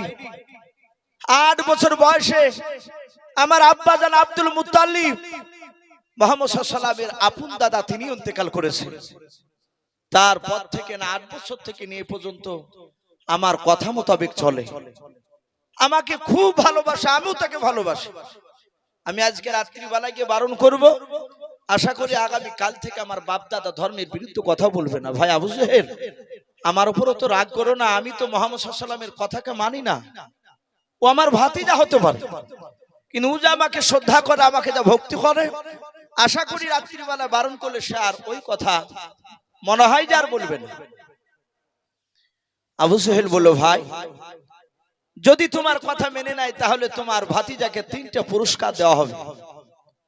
বলে কি কি পুরস্কার? বলে 1 নাম্বার পুরস্কার দেওয়া হবে, গোটা আরবের মধ্যে সবচেয়ে উচ্চ সম্মানের অধিকার করা হবে তাকে। 2 নাম্বার 200টা উট দেওয়া হবে। এই আবু তালিব, তোমার ভাতিজা মক্কার সবচেয়ে বড় খাজুর বাগানটা, যেটা চাইবে যে বাগানটা, ফ্রিতে তাকে দেওয়ার ব্যবস্থা করে দেব। এই 3টে জিনিস পেলে তোমার ভাতিজার আর কিছু দরকার আছে? বলে না, এটাই যথেষ্ট, ওর অভাব আসবে না আর জীবনে। আবু তালিব চলে গেল। আল্লাহ রাসূল ওইদিকে কলমার দাওয়াত দিয়ে নবীজি বাড়ি এসেছে। আবু তালিব 8 বছর থেকে নবীকে নিয়ে, 8 বছর বয়স থেকে নিয়ে রাসূলের 25 বছর বয়সে আমরা জানি খাদিজার সাথে বিয়ে হয়েছিল। কথা সত্য না মিথ্যা বলে? খাদিজার তখন বয়স ছিল বাপজি মাত্র 40 বছর। আর আমার বিশ্বনবীর বয়স কত বললাম? 25 বছর। এই 25 বছর, 8 বছর থেকে নিয়ে 25 বছর পর্যন্ত খাদিজার বিয়ে হওয়ার দিন পর্যন্ত আবু তালিব বলেন, আমরা 2 বাব্বাটাতে একসঙ্গে খাবার খেতে বসতাম, একটা বাসনে, আল্লাহ রাসূলকে নিয়ে একই বাসনে খাবার খেতাম। তাবলীগ ভাইরা আসে না আপনাদের তাবলীগ জামা, এক একটা খানচায় দেখেন বড় বড় বাসনে 3-4 জনা করে বসে। কিছু মানুষের মুখে দাঁতে বাবজি ছিদল ভরা থাকে, তাও আমির সাহেবরা লজ্জা করে না, অনেকে কাছে ডাকে। এখন আবার কিছু কিছু তাবলীগ ভাই যাচ্ছে, রাগ করবেন না, তাবলীগকে আমিও শ্রদ্ধা করি, ভালোবাসি। এই তাবলীগ জামাতের কিছু লোক আবার গিয়ে আলাদা করে ব্যাগে করে থালি নিয়ে যাচ্ছে, ওদিকে একসাথে বাসন খাচ্ছে 3-4 জন, আর ওদিকে 2 জনায় আলাদা করে খাচ্ছে এক একটা বাসন। বলো ভাই কি ব্যাপার? বলো ভাই আমার রুচে না, এক জায়গায় বসে রুচছে না। হে তাবলীগ কাজে লাগবে, কথা বলেন ওদের। অথচ নবী বলেছেন, এক মুসলমানের 8 আর এক মুসলমানের জন্য শেফা শুরু। বলুন আলহামদুলিল্লাহ। ওষুধ শুরু। আমাদের হুজুরদেরকে দেখেছি, আমরাও খেয়েছি, হুজুর আমাদেরকে নিয়ে খান। আপনি পরীক্ষা করবেন মুফতি সাহেবদের সাথে যে একটু বসে, দেখবেন আপনার দিককে আর 8কে চাইনি নিয়ে 4টে খাবে। জানে যে এক মুসলমানের 8 আর এক মুসলমান খালে সুখ থেকে বাপজি ভালো হয়, ওষুধে কাজে লেগেছে, শেফা বলা হয়েছে। আল্লাহ রাসূলের বাপজি চাচা আবু তালিব বাড়ি থেকে তার বিবিকে বলল, বিবি একটা বাসনে 2 জনের খাবার সাজাও। আবু তালিবের বিবি বলল, বহুদিন তো একসঙ্গে 2 জনায় খাও নাই, আজকে হঠাৎ করে ব্যাপারটা কি? বলে ব্যাপার আছে, আমার ভাতিজাকে ডাকবো, ভাতিজাকে ডেকে খাওয়াবো। আল্লাহর নবী জনাবে মুহাম্মদ রাসূলুল্লাহ সাল্লাল্লাহু তাআলা আলাইহি ওয়াসাল্লাম নবীজি আবু তালিবের পাশের ঘরে আছেন। আবু তালিবের স্ত্রী বাপজি বাসনে খাবার যখন সাজিয়ে নিয়ে গিয়ে যখন দিয়ে দিলেন, আল্লাহর নবীজির চাচা আবু তালিব ডাক দিয়ে বলেন, গো ভাতিজা কাছে এসো। আল্লাহর নবীজি কাছে গিয়ে বলেন, চাচা যে ডাকলেন? বলে হ্যাঁ। আল্লাহর রাসূলের বাপজি চাচা আবু তালিব আল্লাহর নবীকে বাপজি খাবারের বাসনের কাছে বসতে বলে, নবী বসে বললেন। 2 জনাই চাচা ভাতিজা পাশাপাশি সামনাসামনি বসে আছেন, মাঝখানে থাল, খাবারের বাপজি বাসন খানা রাখা আছে।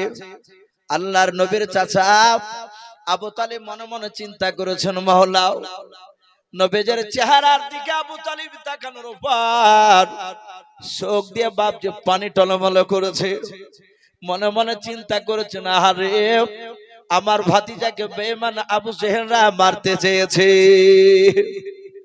আমার বিশ্বনবী বলেন, চাচা আবু তালিব মনে মনে ভাবছেন, আল্লাহ আমার ভাতিজাকে যদি আগে যদি বলি দে খাবার খাওয়ার আগে ওই মক্কার আবু জেহেলের লোকেরা আবু জেহেল তোমাকে মারতে চেয়েছে। আবু তালিব চিন্তা করলো, আমি খাবার খাওয়ার আগে যদি ভাতিজাকে যদি বলে দিই, আমার ভাতিজা হয়তো দুঃখ করে আর হয়তো খাবার খাবে না, আর আমার ভাতিজা যদি খাবার না খায় সারা রাত আমিও ঘুমাতে পারবো না। বলুন সুবহানাল্লাহ। কি ভালোবাসা। আমরা অনেক মানুষ ভাবছি এখান থেকে শিক্ষা নিতে জানিনি। আমাদের এখানে অনেক সন্তান রয়েছে, অনেক মানুষ হয়তো আজ থাকতে পারেন বাপ্পাটা জালসা শুনতে এসেছে, হয়তো মোটরসাইকেলে বেটাতে চালিয়ে নিয়ে এসেছে।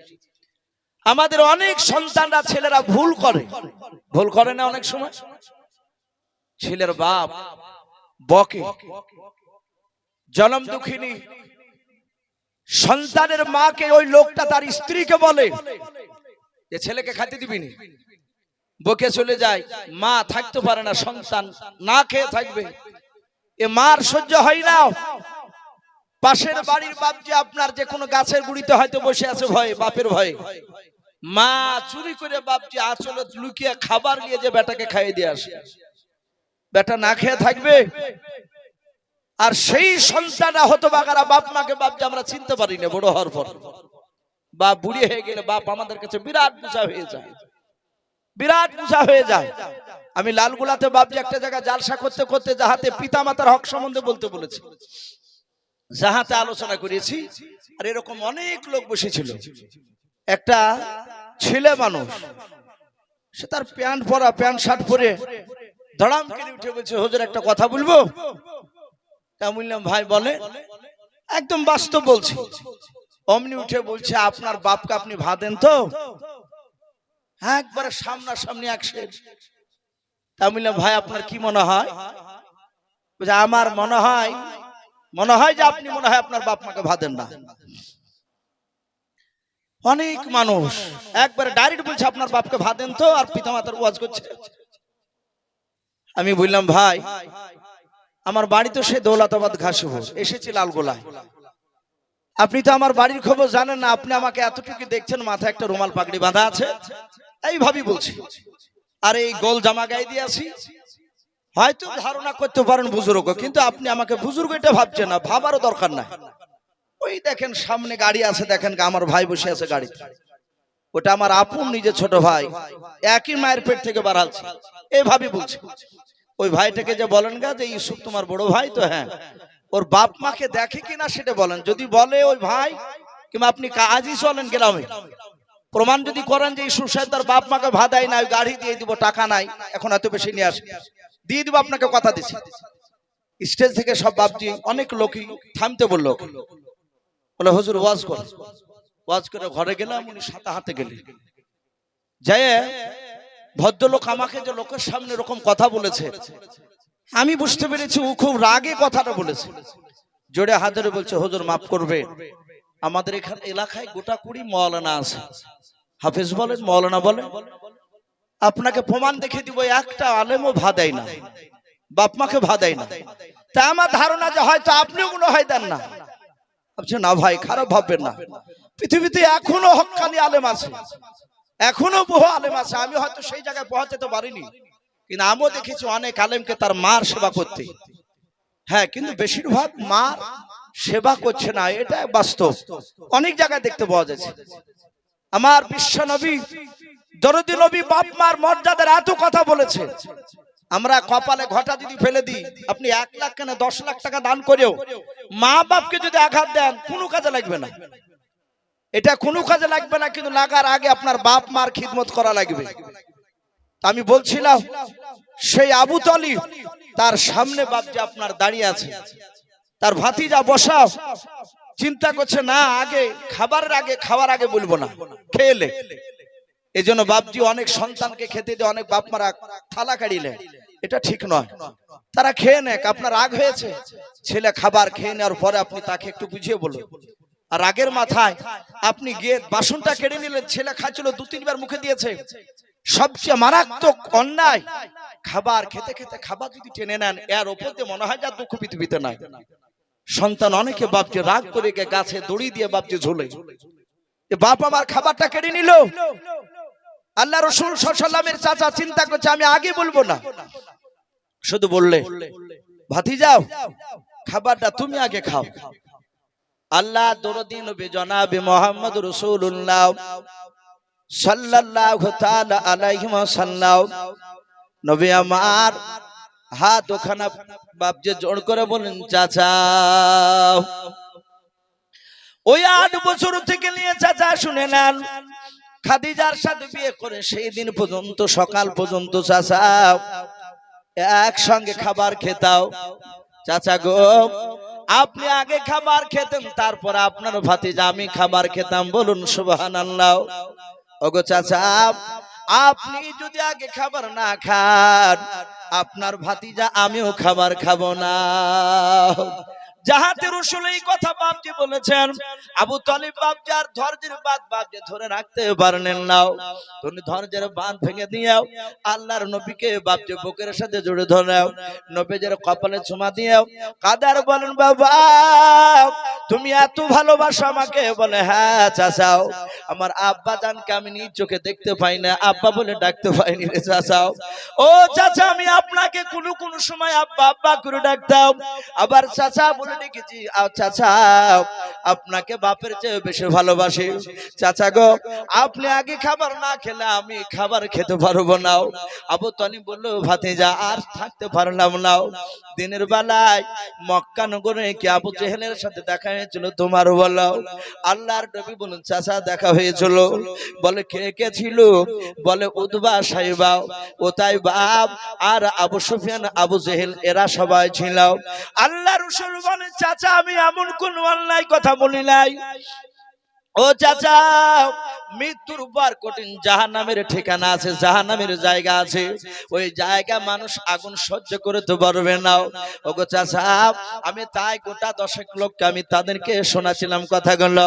আর ওই সময় চাচা আবু জেহেল কোথা থেকে দৌড়ে এসে তারা তাদের বাহুতে বলছিল, তারা দল সংখ্যায় অনেকগুলো ছিল। তাই চাচাও আমার গলায় ধাক্কা দিয়ে তারা এমন করে ধাক্কা দিয়ে ফেলে দিল চাচাও, এই দেখেন পড়ে গিয়ে আমার কপালটা একটু ফুলে গিয়েছে, লেগেছে। আল্লাহ রাসূলের চাচা আবু তালিব বাবা, আল্লাহ রাসূলের বাপজি কপাল ফোলা জায়গা, আবু তালিব বাপজি মুখ থেকে থুতু বের করে দিয়াও নবীজের ব্যথা লাইগায় জায়গায় একটু বুনিয়ে দিলেন। বলে বাবা তুমি চলে যাওয়ার পর আমি গিয়েছিলাম, আমার সাথে দেখা হয়েছিল রে বাবা। ওদের ভঙ্গিমা গানা দেখলাম, খুব ভালো লাগে নাই। ওদের চাউনি দেখলাম, চোখগুলো মোটা মোটা হয়েছে রে বাবা, মনে হয় তোমাকে আর বেঁচে রাখবে না, মারবে। ভাতিজা আমাকে বারণ করে দিয়েছে বলতে, আমি তোমার হাত ওখানে ধরে বলি বাবা আগামী কাল থেকে যেন আর কলমার দাওয়াত তুমি দিবা না। শুনে না, আমাদের বাপ দাদা ধর্মের বিরুদ্ধে কথা বলবা না। আল্লাহর নবী জনাবি মুহাম্মদ রাসূলুল্লাহ সাল্লাল্লাহু তাআলা আলাইহি ওয়াসাল্লাম বলে চাচা আর কিছু বলেছে? বলে হ্যাঁ বাবা। বলে কি বলেছে চাচা বলুন? বলে ভাতিজা শুনে নাও, যদি তুমি কলেমার দাওয়াত দেওয়া বন্ধ করে দাও তাহলে তোমাকে 3টে পুরস্কার দিবে। বলে কি চাচা? বলে প্রথম নাম্বার, গোটা মক্কা নাই গোটা আরবের মধ্যে সবচেয়ে তোমাকে সম্মান 1 নম্বর করা হবে। 2 নাম্বার, দুটো হিষ্টপিষ্ট নাই, হিষ্টপিষ্ট একটা নাই দুটো নাই, তোমাকে 200টা উড়দান করা হবে। মক্কা নগরে যে খেজুর গাছটা বাগানটা চাইবা সেই বড় বাগানটা তোমাকে ফ্রিতে দেওয়া হবে।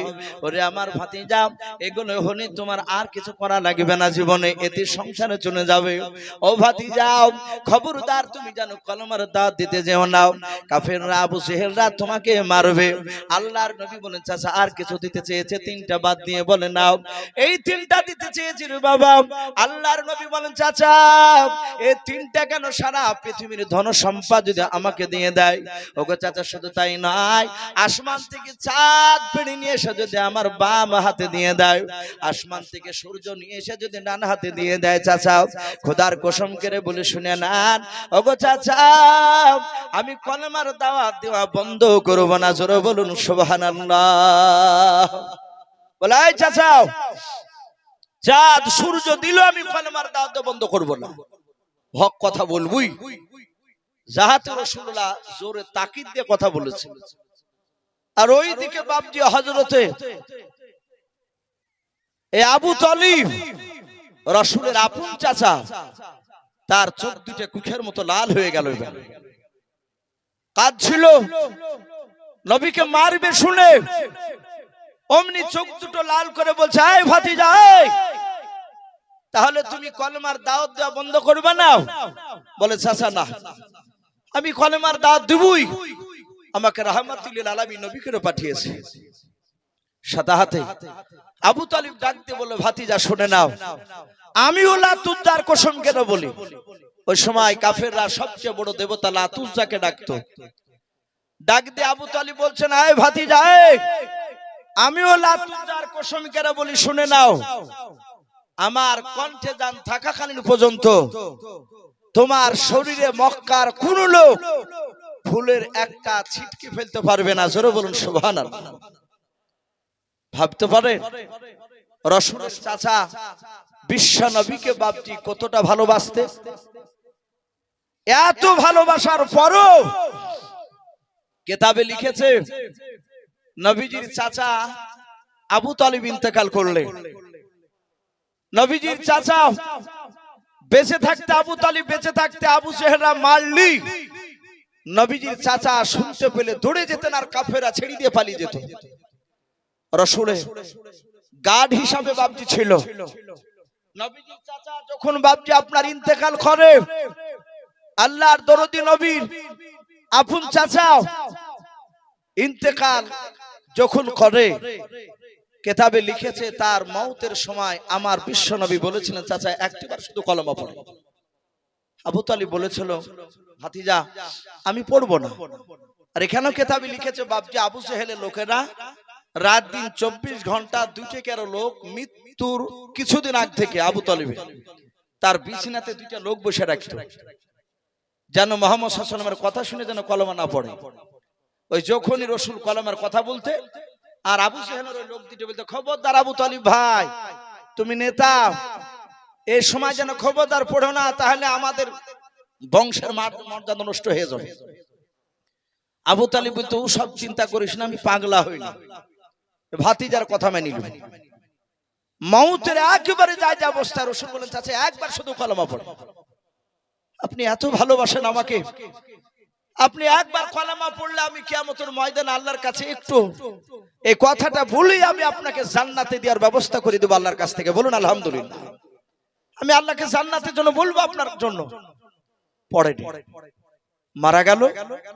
রাসূল এত কাঁদা কালেন, জিবরিল আলাইহিস সালাম এসে বললেন, ইন্নাকা লা তাহদি মান আহবাবতা, ইন্নাকা লা তাহদি মান আহবাবতা। হে রাসূল, আপনি হেদায়েতের মালিক নন, আপনি পথ প্রদর্শক, আপনি দেখান এটা জান্নাতের রাস্তা, এটা জাহান্নামের রাস্তা। কাকে জান্নাতে নিয়ে যাবে, কাকে জাহান্নামে নিয়ে যাবে, এটা আল্লাহই ভালো জানে, আপনি মালিক নয়। হ্যাঁ, কিন্তু আপনার চাচা যে আপনাকে ভালোবাসতো, এই ভালোবাসার কারণে আল্লাহ একটা খুশখবরি শুনিয়েছে আপনাকে। বলে কি? বলে জাহান্নামের সবচেয়ে ছোট্ট আযাবটা আপনার চাচাকে দেওয়া হবে। আল্লাহ রাসূল বুকটা একটু উঁচু করে বুক ভরা আশা নিয়ে বললেন, জিবরিল ভাই, জাহান্নামের সবচেয়ে ছোট আযাব কোনটা একটু বলো ভাই। হে জিবরিল বলল, আমার চাচার ছোট্ট আযাবটা তো আল্লাহ দিব বলেছে, ছোট আযাব কোনটা? বলে আল্লাহ বলেছে জাহান্নামের সবচেয়ে ছোট আযাব আগুনের 2টা জুতো আপনার চাচার পায়ে পরিয়ে দেওয়া হবে। হে রাসূল, আযাবটা ছোট, কিন্তু ছোট আযাবের এত তীব্র আযাব, এত তাপ, যখনই পায়ে দেওয়া হবে সাথে সাথে তার মগজগুলো টকবক টকবক করে ফুটবে। ভাই, ওগো বাপ, ও পর্দার আড়ালের মা বোনেরা, জাহান্নামের যদি ছোট আযাবটা যদি এত ভয়ঙ্কর হয়, তাহলে আর সব বড় বড় আযাবগুলো কত ভয়ঙ্কর হবে।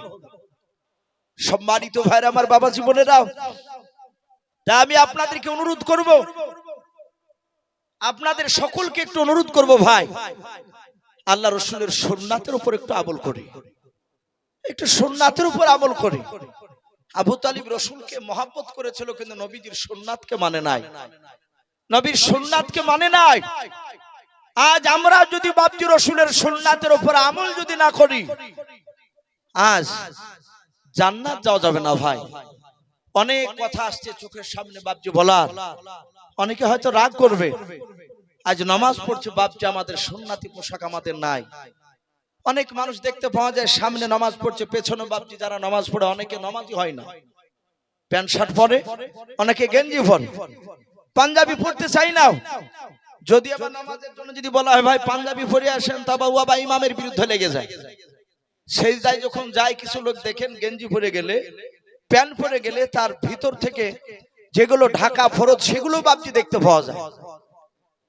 এ আমরা সুন্নাত মোতাবেক আমল করি নাই। তাই প্রতিটা বাপজি ভাইকে বলবো, রাসূল যেভাবে খুশি হতে, সাহাবারা যেভাবে চলেছিলেন সেই দিকে একটু লক্ষ্য রাখি, না হলে জাহান্নামের আগুন খুব কঠিন। আমরা জানি আল্লাহ রাসূল সাল্লাল্লাহু তাআলা আলাইহি ওয়াসাল্লামের সাহাবারা তারা কাঁদতেন। আমরা জানি হযরত মা খাদিজাতুল কুবরা রাদিয়াল্লাহু তাআলা আনহা তিনি জান্নাতি না জাহান্নামী? ভাই একটু জোরে কথা বলুন তো। খাদিজা জান্নাতি, অথচ বাপজি এত বড় দামি আল্লাহ রাসূল দুনিয়ার বুকে আল্লাহর তরফ থেকে বাপজি 10 জনকে জান্নাতের খুশখবর শুনিয়েছিলেন।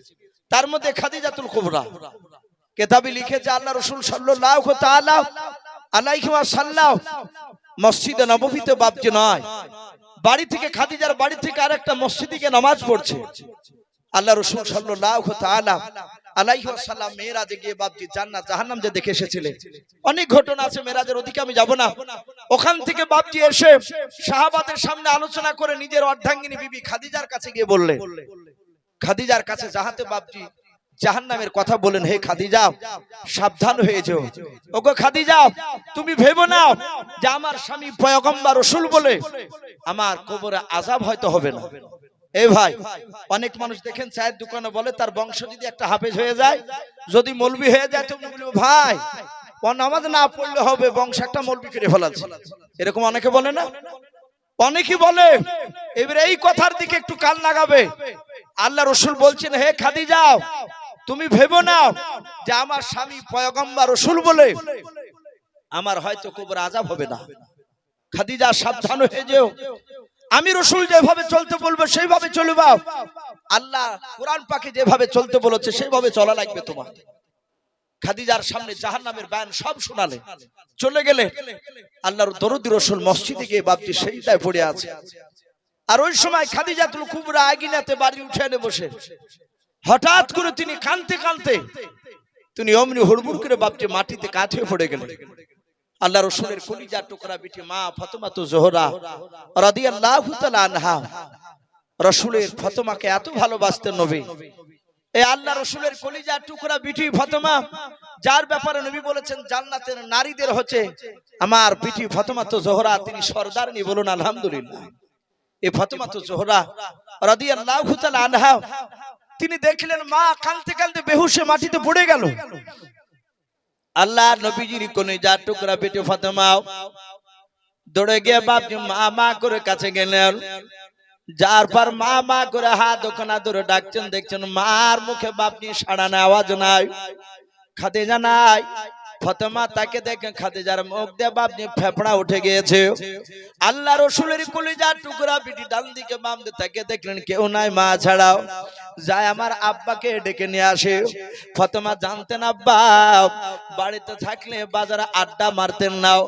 আল্লাহর নবীজি বাপজি মসজিদে গিয়ে বেশি সময় কাটাতেন, তা বাদ বাকি বাপজি কলমার দাওয়াত দিতে যেতেন। আজ আমরা বাপজি মসজিদে সময় কম দিই, বাজার ঘাটে বাপজি আড্ডা বেশি লাগাই। আল্লাহর নবীজির বাপজি সাহাবা নয়, নবীজির কলিজা টুকরা বিটি ফাতেমাতু জোহরা রাদিয়াল্লাহু তাআলা আনহা চলে গেলেন মসজিদে। বাবা যার পর দেখছেন মসজিদে বাপজি তার আব্বা সেজদা আছে। আল্লাহর নবীর বিটি ফাতেমা মসজিদে গিয়ে সালাম দিলেন, আসসালামু আলাইকুম ইয়া আহলাল মসজিদ। মসজিদে যখন সালাম দিলেন, আল্লাহ রাসূলের বাপজি কলিজার টুকরা বিটি সালাম দেওয়ার পর মসজিদে বাপজি যার পর হাত দিয়ে নয় বাবা পেছন দিক দিয়ে বলেন, আব্বা তাড়াতাড়ি নামাজটা শেষ করুন। নবীজির কানে আওয়াজ গিয়েছেন ফাতেমাতু জোহরা রাদিয়াল্লাহু তাআলা আনহার কান্নার আওয়াজ। আল্লাহ দরদি নবী কান্না সহ্য করতে পারতেন না। হাদিস শরীফে পাওয়া যায় আল্লাহর নবীর কলিজার টুকরা বেটে মা ফাতেমাতু জোহরা রাদিয়াল্লাহু তাআলা আনহা কাজ করতেন বাপজি, বাড়ির কাজ করতে করতে হাতে বাপজি ফোঁসা পড়ে যেত। আল্লাহর নবীর কলিজার টুকরা বেটে ফাতেমা এত গরিব ছিল। আলী রাদিয়াল্লাহু তাআলা আনহু নবীজির জামাই। আলী বলেন, ওগো ফাতেমা আমি গত পরশুদিন তোমার আব্বার সাথে যুদ্ধের ময়দানে গিয়েছিলাম, তোমার আব্বা অনেক বাদী পেয়েছে, অনেক গোলাম পেয়েছে, যাও তোমার আব্বাকে গিয়ে বলো গা একটা গোলাম কিংবা বাদী নিয়ে আসবা, তোমার সংসারে কাজ করবে, এতে তোমার উপকার হবে। আল্লাহর নবী বাপজি কথা শোনার পর নবীর বেটে ফাতেমা জোহরা রাদিয়াল্লাহু তাআলা আনহা বাপজি চলে গিয়েছিলেন। আল্লাহ রাসূল দূর থেকে দেখলেন ফাতেমা জোহরা আসছেন। আল্লাহ দরুদি নবী বাপজি সাহাবাদের সামনে মজমায় বসেছিলেন। নবী আমার ফাতেমাকে দেখে বাপজি কাছে গিয়ে বলেন, বেটে কেন তুমি আসলে? তোমার জামাইকে দিয়ে খবর দিলে তো আমি পয়গম্বর তোমার বাড়িতে গিয়ে দেখা করে আসব। সেই নবীজির কলিজার টুকরা বেটি ফাতেমা জোহরা রাদিয়াল্লাহু তাআলা আনহা ডাক দিয়ে বলেন, আব্বা জান তাড়াতাড়ি নামাজ শেষ করুন। আল্লাহ দরুদি নবী নামাজ শেষ করলেন। তাকে বলেন, মা রে কেন কান্না করেছো বলো? ফাতেমা ডাক দিয়ে বলেন, আব্বা আমার মা এতক্ষণ মনে হয় আর বেঁচে নাই। দরদি নবী ফাতেমাকে নিয়ে বাড়ি চলে গেলেন। যার পর ঠান্ডা পানি দিয়ে খাদিজার মুখে চেহারায় ছিটা মারলেন। খাদিজার জ্ঞান ফিরলো। আল্লাহর দরদি নবী ডাক দিয়ে বলে, ফাতেমা নয় খাদিজাও, বলো তোমার কি হয়েছিল, কেন কান্না করতে করতে বেহুশ হয়ে গিয়েছিল বলো। খাদিজা কাদার বলে, নবী আমার এমন কিছু হয় না গো নবী, শুনে না আপনি বলেছেন কবর কোন খুব ভয়ঙ্কর কঠিন জায়গা, যে কবর নাজাত পেয়ে যাবে সে সব জায়গায় নাজাত পেয়ে যাবে। ও আল্লাহর নবী যে এই যে আপনার জীবদ্দশা আপনি জিন্দা অবস্থায় আমি বিপদে পড়েছি, আপনি দৌড়ে এসে আমার পাশে এসে বসে গিয়েছেন। আপনি আমাকে জিজ্ঞাসা করছেন খাদিজা কি হলো? ও নবী যে আপনার আগে যদি আমার ইন্তেকাল হয়ে যায় বলুন আপনি কি করবেন? বিশ্ব নবী বলুন, খাদিজা তোমার যদি আমার আগে ইন্তেকাল হয়ে যায় যেমন ভাবে মানুষদেরকে দাফন করে ওইভাবে তোমাকে দাফন করব। আল্লাহর নবীজির কলিজার টুকরা বিটি নয় মা ফাতেমা জোহরা রাদিয়াল্লাহু তাআলা আনহার জনম দক্ষিণে মা খাদিজা নবীর হাত দুখানা ধরে বলে, নবী ও নবীজি শুনে নেন, আপনার আগে যদি ইন্তেকাল হয়ে যায় নবী আপনার মুখে শুনেছি কবরে নাকি তিনটা প্রশ্ন করা হবে, মান রব্বুকা মান নবিয়ুকা মা দীনুকা। ওগো নবী শুনে নেন, ওই তিনটা প্রশ্ন যারা উত্তর দিতে পারবে তাদের কবরটা নাজাত হয়ে যাবে, জাহান্নাম থেকে পরিত্রাণ পেয়ে যাবে, কবরটা জান্নাতের টুকরা হয়ে যাবে। ওগো আল্লাহর নবী শুনে নেন, যখন আপনি আমাকে দাফন করে আসবেন ও নবী হয়তো দুজন ফেরেশতা তারা চিনতে পারবে না ইনি খাদিজাতুল কুবরা, ইনি বিশ্ব নবীর অর্ধাঙ্গিনী ভেবে। ওগো আল্লাহর নবী যে আমি তিনটা প্রশ্ন উত্তর যদি না দিতে পারি নবী তাহলে আমি জাহান্নামের আগুন সহ্য করতে পারবো না। আল্লাহ রাসূল বলেন, ওরে খাদিজা তুমি কেঁদো না, আমি পয়গম্বর রাসূল তোমার কাছে কথা দিলাম, আমি শুনে না তোমার সুন্নাত দেখেছি, এমন ভাবে আমার সুন্নাতকে মানো যেমন ভাবে আল্লাহর বিধানকে তুমি মানো। ওরে আমার খাদিজা আমার ধারণা কোন ফেরেশতা তোমার সাথে বেয়াদবি করবে না। খাদিজা আর কেঁদো না, ও খাদিজা আর কান্না সহ্য করতে পারি না। খাদিজা বলছেন, হুজুর আমি কান্না বন্ধ করব আমার তিনটা যদি শর্ত বেটে না। বলে কি বলো? বলে নবী আমার ইন্তেকাল করে গেলে আপনি যে আমার জন্য কাফন পরাবেন। বলে হ্যাঁ, যদি কাফন পরান সেই কাফন পরানোর আগে হে রাসূল আপনি কথা দেন আপনার শরীরে পাঞ্জাবির এক টুকরা ছিট কিংবা যে চাদরটা আপনি ব্যবহার করেন ওই চাদরের এক টুকরা ছিট আপনি আমার কাফনের ভিতর ভরে দিবেন কিনা। রাসূল কাঁদতে কাঁদতে বলেন, খাদিজা আমি রাজি আছি। ও খাদিজা দুই নাম্বার বললো। খাদিজা বলে, হুজুর আপনার আগে যদি আমার ইন্তেকাল হয়ে যায় নিশ্চয় কবর কাটবেন আপনি আমাকে দাফন করার জন্য। বলে হ্যাঁ। হে রাসূল আপনি বলুন আমাকে কবরে রাখার পূর্বে আমি আমাকে যে কবরটা রাখবেন সে কবর আপনি নেবে আপনার পবিত্র হাত মোবারক খানা বরকতময় হাত উখানা দুই কবর ওই কবরের চারিদিকে আপনি হাত বুলাবেন কিনা বলুন। আল্লাহ রাসূল বলেন, খাদিজা আমি এটাও রাজি আছি। ভাই আমার বলার উদ্দেশ্য যে খাদিজাতুল কুবরা যার ব্যাপারে জান্নাতের খুশখবরি আল্লাহ নিজে দিয়েছেন, খাদিজা জান্নাতে। আবার আল্লাহ রাব্বুল আলামিন জিবরিলের মারফতে খাদিজাকে সালামও পাঠিয়েছেন। এত বড় দামি নারী হওয়ার পরও কবরের আযাব শুনে রাসূলের মুখ থেকে বাপজি তিনি অঝর নয়নে কাঁদতেন, মাঝে মাঝে বেহুশ হয়ে পড়ে যেতেন। আজ আমরা কেউ গ্যারান্টি দিতে পারবো না ভাই, সব আমরা নট গ্যারান্টি বান। আমরা সবাই জাহান্নামী। যদি আমাদের যা কাজ আমাদের যা ব্যবহার আমরা যে বাপজি যেভাবে চলছে আমাদের মনে হয় না যে আমরা জান্নাত পাবো। আশা আছে কথা বলে আমাদের আমলে বাপজি আল্লাহ যদি একটিবার যদি দেখে, শুধু এতটুকু কথা যদি আল্লাহ কিয়ামতের ময়দানে বলে, বান্দা বল কি করে এসেছিস, এতটুকু কথা বলে আমার মনে হয় না যে আমরা সেদিন বাপজি জান্নাত দিতে পারবো। তাই ভাই, এখানে অনেক বাপজি ভাই রয়েছে, আপনারা জানেন মসজিদের উন্নতি কল্পে বাপজি জালসা অনেকে দিয়েছেন, কিন্তু মাওলানা এনামুল সাহেব বাপজি আমার বলেছেন এখানে লাস্ট পর্যন্ত এখানকার মানুষ দেয়, আর আমি নিজে থেকে বাপজি ঘর থেকে শুনছিলাম 2 কুইন্টাল রড পর্যন্ত 1 লক্ষ টাকা এই যে মানুষ এখানে দিচ্ছে, তাহলে নিশ্চয়ই এলাকার মানুষ বাপজি দান দিতে ভালোবাসে, দান করে। তাই আমি প্রতিটা বাপজি ভাইকে বলবো, ভাই বেশিক্ষণ কষ্ট দিব না, যেহেতু আপনাদের সামনে আরেকজন প্রধান বক্তা আমার পরই উনি আসবেন, হয়তো আর কিছুক্ষণ পরে চলে আসবে।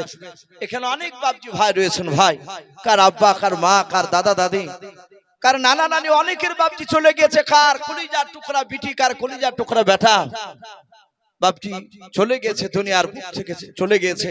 তা আমি অনুরোধ করব ভাই, তারা কবরে কোন অবস্থায় আছে আমি জানি না, আমি প্রতিটা বাপজি ভাইকে ভাই আমি অনুরোধ করব, আমি বেশি নয় 1,50,000 আমি এটা চাইবো না ভাই, এখানে যারা আছেন বেশি নয় মাত্র বাপজি 5,000 করে টাকা, বেশি নয়। এনামুল বাপজি আমাকে বলেছেন যে বাপ একটু শেষের বেলা একটু চাইবা, মানুষ দিবে 5,000 করে টাকা ভাই, যদি কোনো আল্লাহর বান্দা শেষের বেলায় থাকে, বেশি নয় মাত্র 10 জন ব্যক্তি একটু ভাই ঝটঝট করে আসে।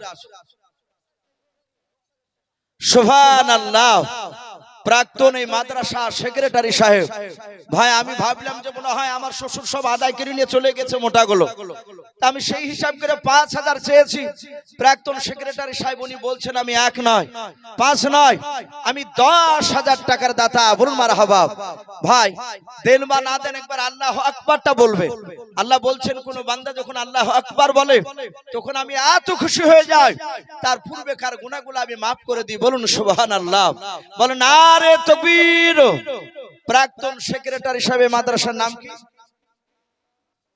গোকুল চক্রবর্তী, ওনার নাম কি?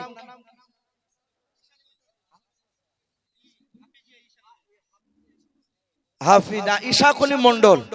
প্রাক্তন যে সেক্রেটারি হাসান আলী মন্ডল, উনি বলছেন আমি 10,000 টাকার দাতা, বলুন মারহাবা। আল্লাহ তার 10,000 টাকার দানকে আল্লাহ কবুল করুন, তার আত্মীয় স্বজন কবর আযাবকে maaf করুন। আয় আল্লাহ তুমি তার ঈমানটা হযরত আবু বকর সিদ্দিক রাদিয়াল্লাহু তাআলা আনহুর মতো বানিয়ে দাও, বলুন আল্লাহুম্মা আমিন।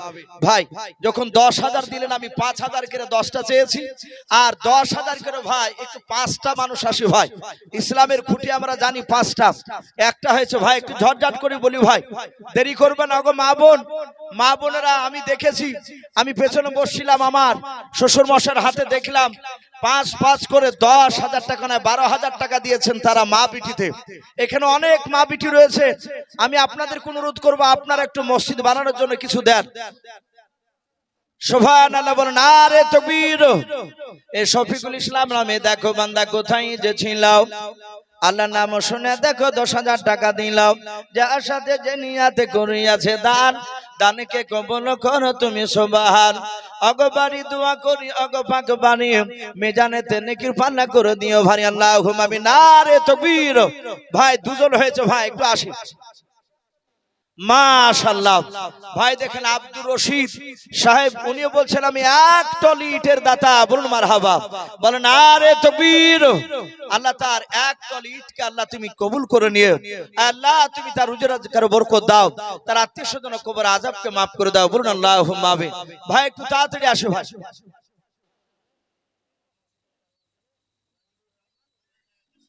সুবহানাল্লাহ। দেখেন নাজিবুর রহমান, সেই রেজিনগর কাশীপুর, বেলডাঙ্গা রেজিনগর কাশীপুর, উনি বলছেন যে আমি 10,000 টাকা দামের একটা পাল্লা দিবেন মসজিদের, বলুন আলহামদুলিল্লাহ, বলেন আরে তাকবীর।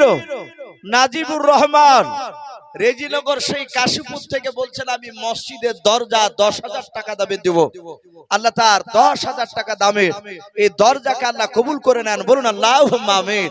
আয় আল্লাহ তুমি বলেছো যারা মসজিদে দান করবে তাদের জন্য আমি জান্নাতে 1 টাকার ঘর বানাবো। ওগো মালিক আমি তোমার কাছে দোয়া করি মহল্লাও যারা দান করছে যারা করতে পারে নাই, তুমি সকলের জন্য জান্নাতে তুমি 1 টাকার আমাদের ঘর বানিয়ে রাখো, বলুন আল্লাহুম্মা আমিন, বলেন আরে তাকবীর।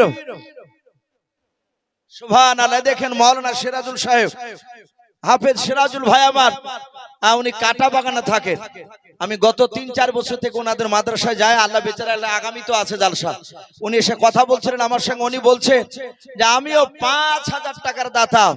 বলুন মারহাবা। আল্লাহ তার 5000 টাকা দানকে মাওলানার কবুল করে নি। মহল্লা তুমি তার আত্মীয় স্বজন কবর আযাবকে তুমি মাফ করে দাও। বলুন আল্লাহুম্মা আমিন। ভাই একটু তাড়াতাড়ি আসো ভাই, আজ আপনাদের কাছে জান নয়, সাহাবাইকে দাও রসুলের দরবারে তারা বসা ছিলেন। আল্লাহ রসুলের বাপজি যুদ্ধের ময়দানে কিছু বাপজি মাল আপনার চাইলে যুদ্ধের ঢাল, যুদ্ধের লোহার পোশাক এই সাহাবাদের বেশি নাই, তাই ঘোড়া এসব কেনার জন্য বলেন ওগো সাহাবাইকে দাও, তোমরা যে যা পারবে আজকে মাল নিয়ে এসে দান করে দাও। সাহাবাইকেরা আমরা সকলে বসেছিলেন। হঠাৎ করে বাপজি একটা রসুলের বাপজি সাহাবিয়া, একটা নারী, তার কলিজার আপনার 1.5 বছরের বাচ্চা হাতে করে এইভাবে তুলে বলছেন রাসূলুল্লাহ, আমার সামর্থ্য এমন কিছু নেই, ধন সম্পদ আমার নাই, আমার এই সন্তানটা আপনার যুদ্ধের জন্য আমি দান করে দিলাম। বলুন আলহামদুলিল্লাহ। আল্লাহ রসুল বললেন ওগো সাহাবিয়া বলো এই বাচ্চা কি হবে? বলে নবী এই বাচ্চা বিকৃত এখন হবে না। রসুল শুনে নেন, কাফিররা যখন আপনাকে তলোয়ার চালাবে কোন সাহাবাকে দিয়ে দিবেন যার কাছে ঢাল থাকবে না, তখন এই বাচ্চাটা এইভাবে যেন তলোয়ার সামনে দিয়ে ঢাল স্বরূপ যেন ধরে রাখে। ভাই আজকে জান নয়, তারা জানের প্রতিযোগিতা করতেন। আজকে জান নয় বাপজি কিছু মাল ধন সম্পদ থেকে বাপজি কিছু মাল টাকা একটু আসো ভাই, ঝটঝট করে দি। সুবহানাল্লাহ। মমিনুল শেখ এখানে বাড়ি নাকি? এদিন এই মাওলানা সাহেবের বড় ভাই মমিনুল ইসলাম, উনিও বলছেন আমি 1 কুইন্টাল রড। বলুন মারহাবা, বলেন আরে তাকবীর। আল্লাহ তাআলা 1 কুইন্টাল রড আল্লাহ কবুল করুন। বলুন আল্লাহুম্মা আমিন। আয় আল্লাহ, রড দিয়ে যেমন ছাদকে টনটনি করে ধরে রাখে, ওগো মাওলা তুমিও সেই মমিনুল ইসলামের ঈমানটা তুমি রডের মতো মজবুত করে দাও। বলুন আল্লাহুম্মা আমিন। ভাই একটু আসি ভাই, আল্লাহ বলেছেন আমা খলাকনাকুম আজওয়াজা। সুবহানাল্লাহ। মাঠপাড়া রফিকুল শাহ, বলেন আরে তাকবীর। মাঠপাড়া রফিকুল শাহ উনিও বলছেন 1 টন ইট। বলুন মারহাবা। মাঠপাড়া রফিকুল শাহ নামে দেখো বান্দা কোথায় যে ছিল, আল্লাহ নাম শুনে দেখো 1 টন ইট দিয়া গেল। ওগো বাড়ি দোয়া করি ওগো পাক রব্বানা জান্নাতে খেলায় তুমি আঙ্গুর বেদান। আল্লাহুম্মা আমিন। আরে তাকবীর। ভাই একটু তাড়াতাড়ি আসি। মাশাআল্লাহ। দেখেন এই মাওলানা সাহেবের আবার মেজো ভাই উনিও বলছেন 1 টলি বালি। বলুন মারহাবা। আয় আল্লাহ, বালির দানাতে যত দানা রয়েছে বালি, এক একটা দানার বিনিময়ে ও মাওলা তুমি 5 লক্ষের উপর বেশি করে তুমি নেকি লিখে দাও। বলুন আল্লাহুম্মা আমিন। আল্লাহ তুমি তার আত্মীয় স্বজন কবর আযাবকে maaf করে দাও। বলুন আল্লাহুম্মা আমিন। মাশাআল্লাহ। দেখেন মাওলানা সাহেব নাম মাওলানা হাজিকুল ইসলাম সাহেব, এ দেখেন ওরা ভাই ভাই বাপজি পাল্লা পালি শুরু করে দিয়েছে। মাওলানা হাজিকুল ইসলাম সাহেব উনিও বলছেন 1 টলি বালি, 1 টলি বালি। বলুন মারহাবা, বলেন আরে তাকবীর। আল্লাহ সেই মাওলানা ভাইয়ের 1 টলি বালিকে আল্লাহ কবুল করে নে। মহল্লা তুমি তার ইলমিয়াতকে কবুল করে নাও। বলুন আল্লাহুম্মা আমিন। আল্লাহ তুমি তার দ্বারা দ্বীনের খিদমত তুমি করে নাও, তার আত্মীয় স্বজন কবর আযাব maaf করে দাও, তাদের রুজি রোজগারে বরকত দাও। বলুন আল্লাহুম্মা আমিন। ভাই আসি। এই দেখেন মাওলানা সাহেবের হাজিকুল মাওলানা সাহেবের ছোট ভাই উনি বলছেন 5 বস্তা সিমেন্ট প্রায় 2000 টাকার উপরে দাও। আল্লাহ তার 5 বস্তা সিমেন্টে দানকে আল্লাহ কবুল করুন। বলুন আল্লাহুম্মা আমিন। সুবহানাল্লাহ। গোয়াশো বাড়ি সুফেরা বিবি মা আমার পর্দার আড়াল থেকে এসে বলছেন 5 বস্তা সিমেন্টের বস্তা দান করেছে। আল্লাহ তুমি তার দানকে কবুল করে নিও। আল্লাহ তুমি সেই সুফেরা মায়ের দানটাকে মহল্লা তুমি কবুল করে নিয়ে তার ঈমানটা হযরত মা ফাতেমা জোহরা রাদিয়াল্লাহু তাআলা আনহার মতো বানিয়ে দাও। বলুন আল্লাহুম্মা আমিন। ভাই আসি। কালু ভাই আবার উনিও বলছেন 5 বস্তা সিমেন্টের দাতা, বলুন মারহাবা। আল্লাহ তার দানকে কবুল করুন। ভাই আমরা কেউ খালি হাতে যাব না ইনশাআল্লাহ। ইমানদার আপনার কলা গাছের মতো, কলা গাছকে যত কাটবে তত কলা গাছ তেউড় ছাড়ে বেরোয়। ইমানদার একবার দিয়ে বাপজি বন্ধ হয় না। ভাই একটু আসি, আমার পরি বক্তা আসবে, ভাই দেরি না করে একটু তাড়াতাড়ি আসে। আমি এই জালসার কমিটি ভাইদেরকে বলবো, ভাই প্রধান বক্তাকে একটু রেডি হতে বলবে, হয়তো মানুষ বিরক্ত হতে পারে। শামসুল মন্ডল হজে যাবেন সামনে, হ্যাঁ আল্লাহ আপনার হজকে কবুল করুন, বলুন আল্লাহুম্মা আমিন। উনি 10 বস্তা সিমেন্টের দাতা, বলুন মারহাবা, বলুন আরে তাকবীর। ভাই দেরি না করে একটু তাড়াতাড়ি আসো ভাই। সুন্দরা নারে তাকবীর। এ সুন্দরা বিবি নামে দেখো মা আমার কোথায় যে ছিল, পর্দা না হতে দেখো তো বস্তা মসজিদ বানাবো বলে সিমেন্ট নিয়ে গেল। যে আশাতে যে নিয়াতে করিয়াছে দান, দানকে কবুল করো তুমি সুবহান। ওগো বাড়ি দোয়া করি, ওগো পাক বাড়ি মিজানেতে কৃপা না করে দিও ভারি। আমি পাপী গুনাহগার দোয়া নাই জানি, তার জন্য দোয়া করবে ফাতেমা জননী, আল্লাহুম্মা আমিন। নারে তাকবীর। নেরে সাগাওয়া নামে দেখো বান্দি কোথায় যে ছিল, আল্লাহ নাম শুনে দেখো স্বামীর নামে 40 কেজি ধান দিয়ে গেল। যে আশাতে যে নিয়াতে করিয়াছে দান, দানকে কবুল করো তুমি সুবহান। আর দোয়া করি বলো তাহার স্বামীর জন্নতে, সুখে শান্তি দেখো তুমি কবর বুকে, আল্লাহুম্মা আমিন। নারে তাকবীর।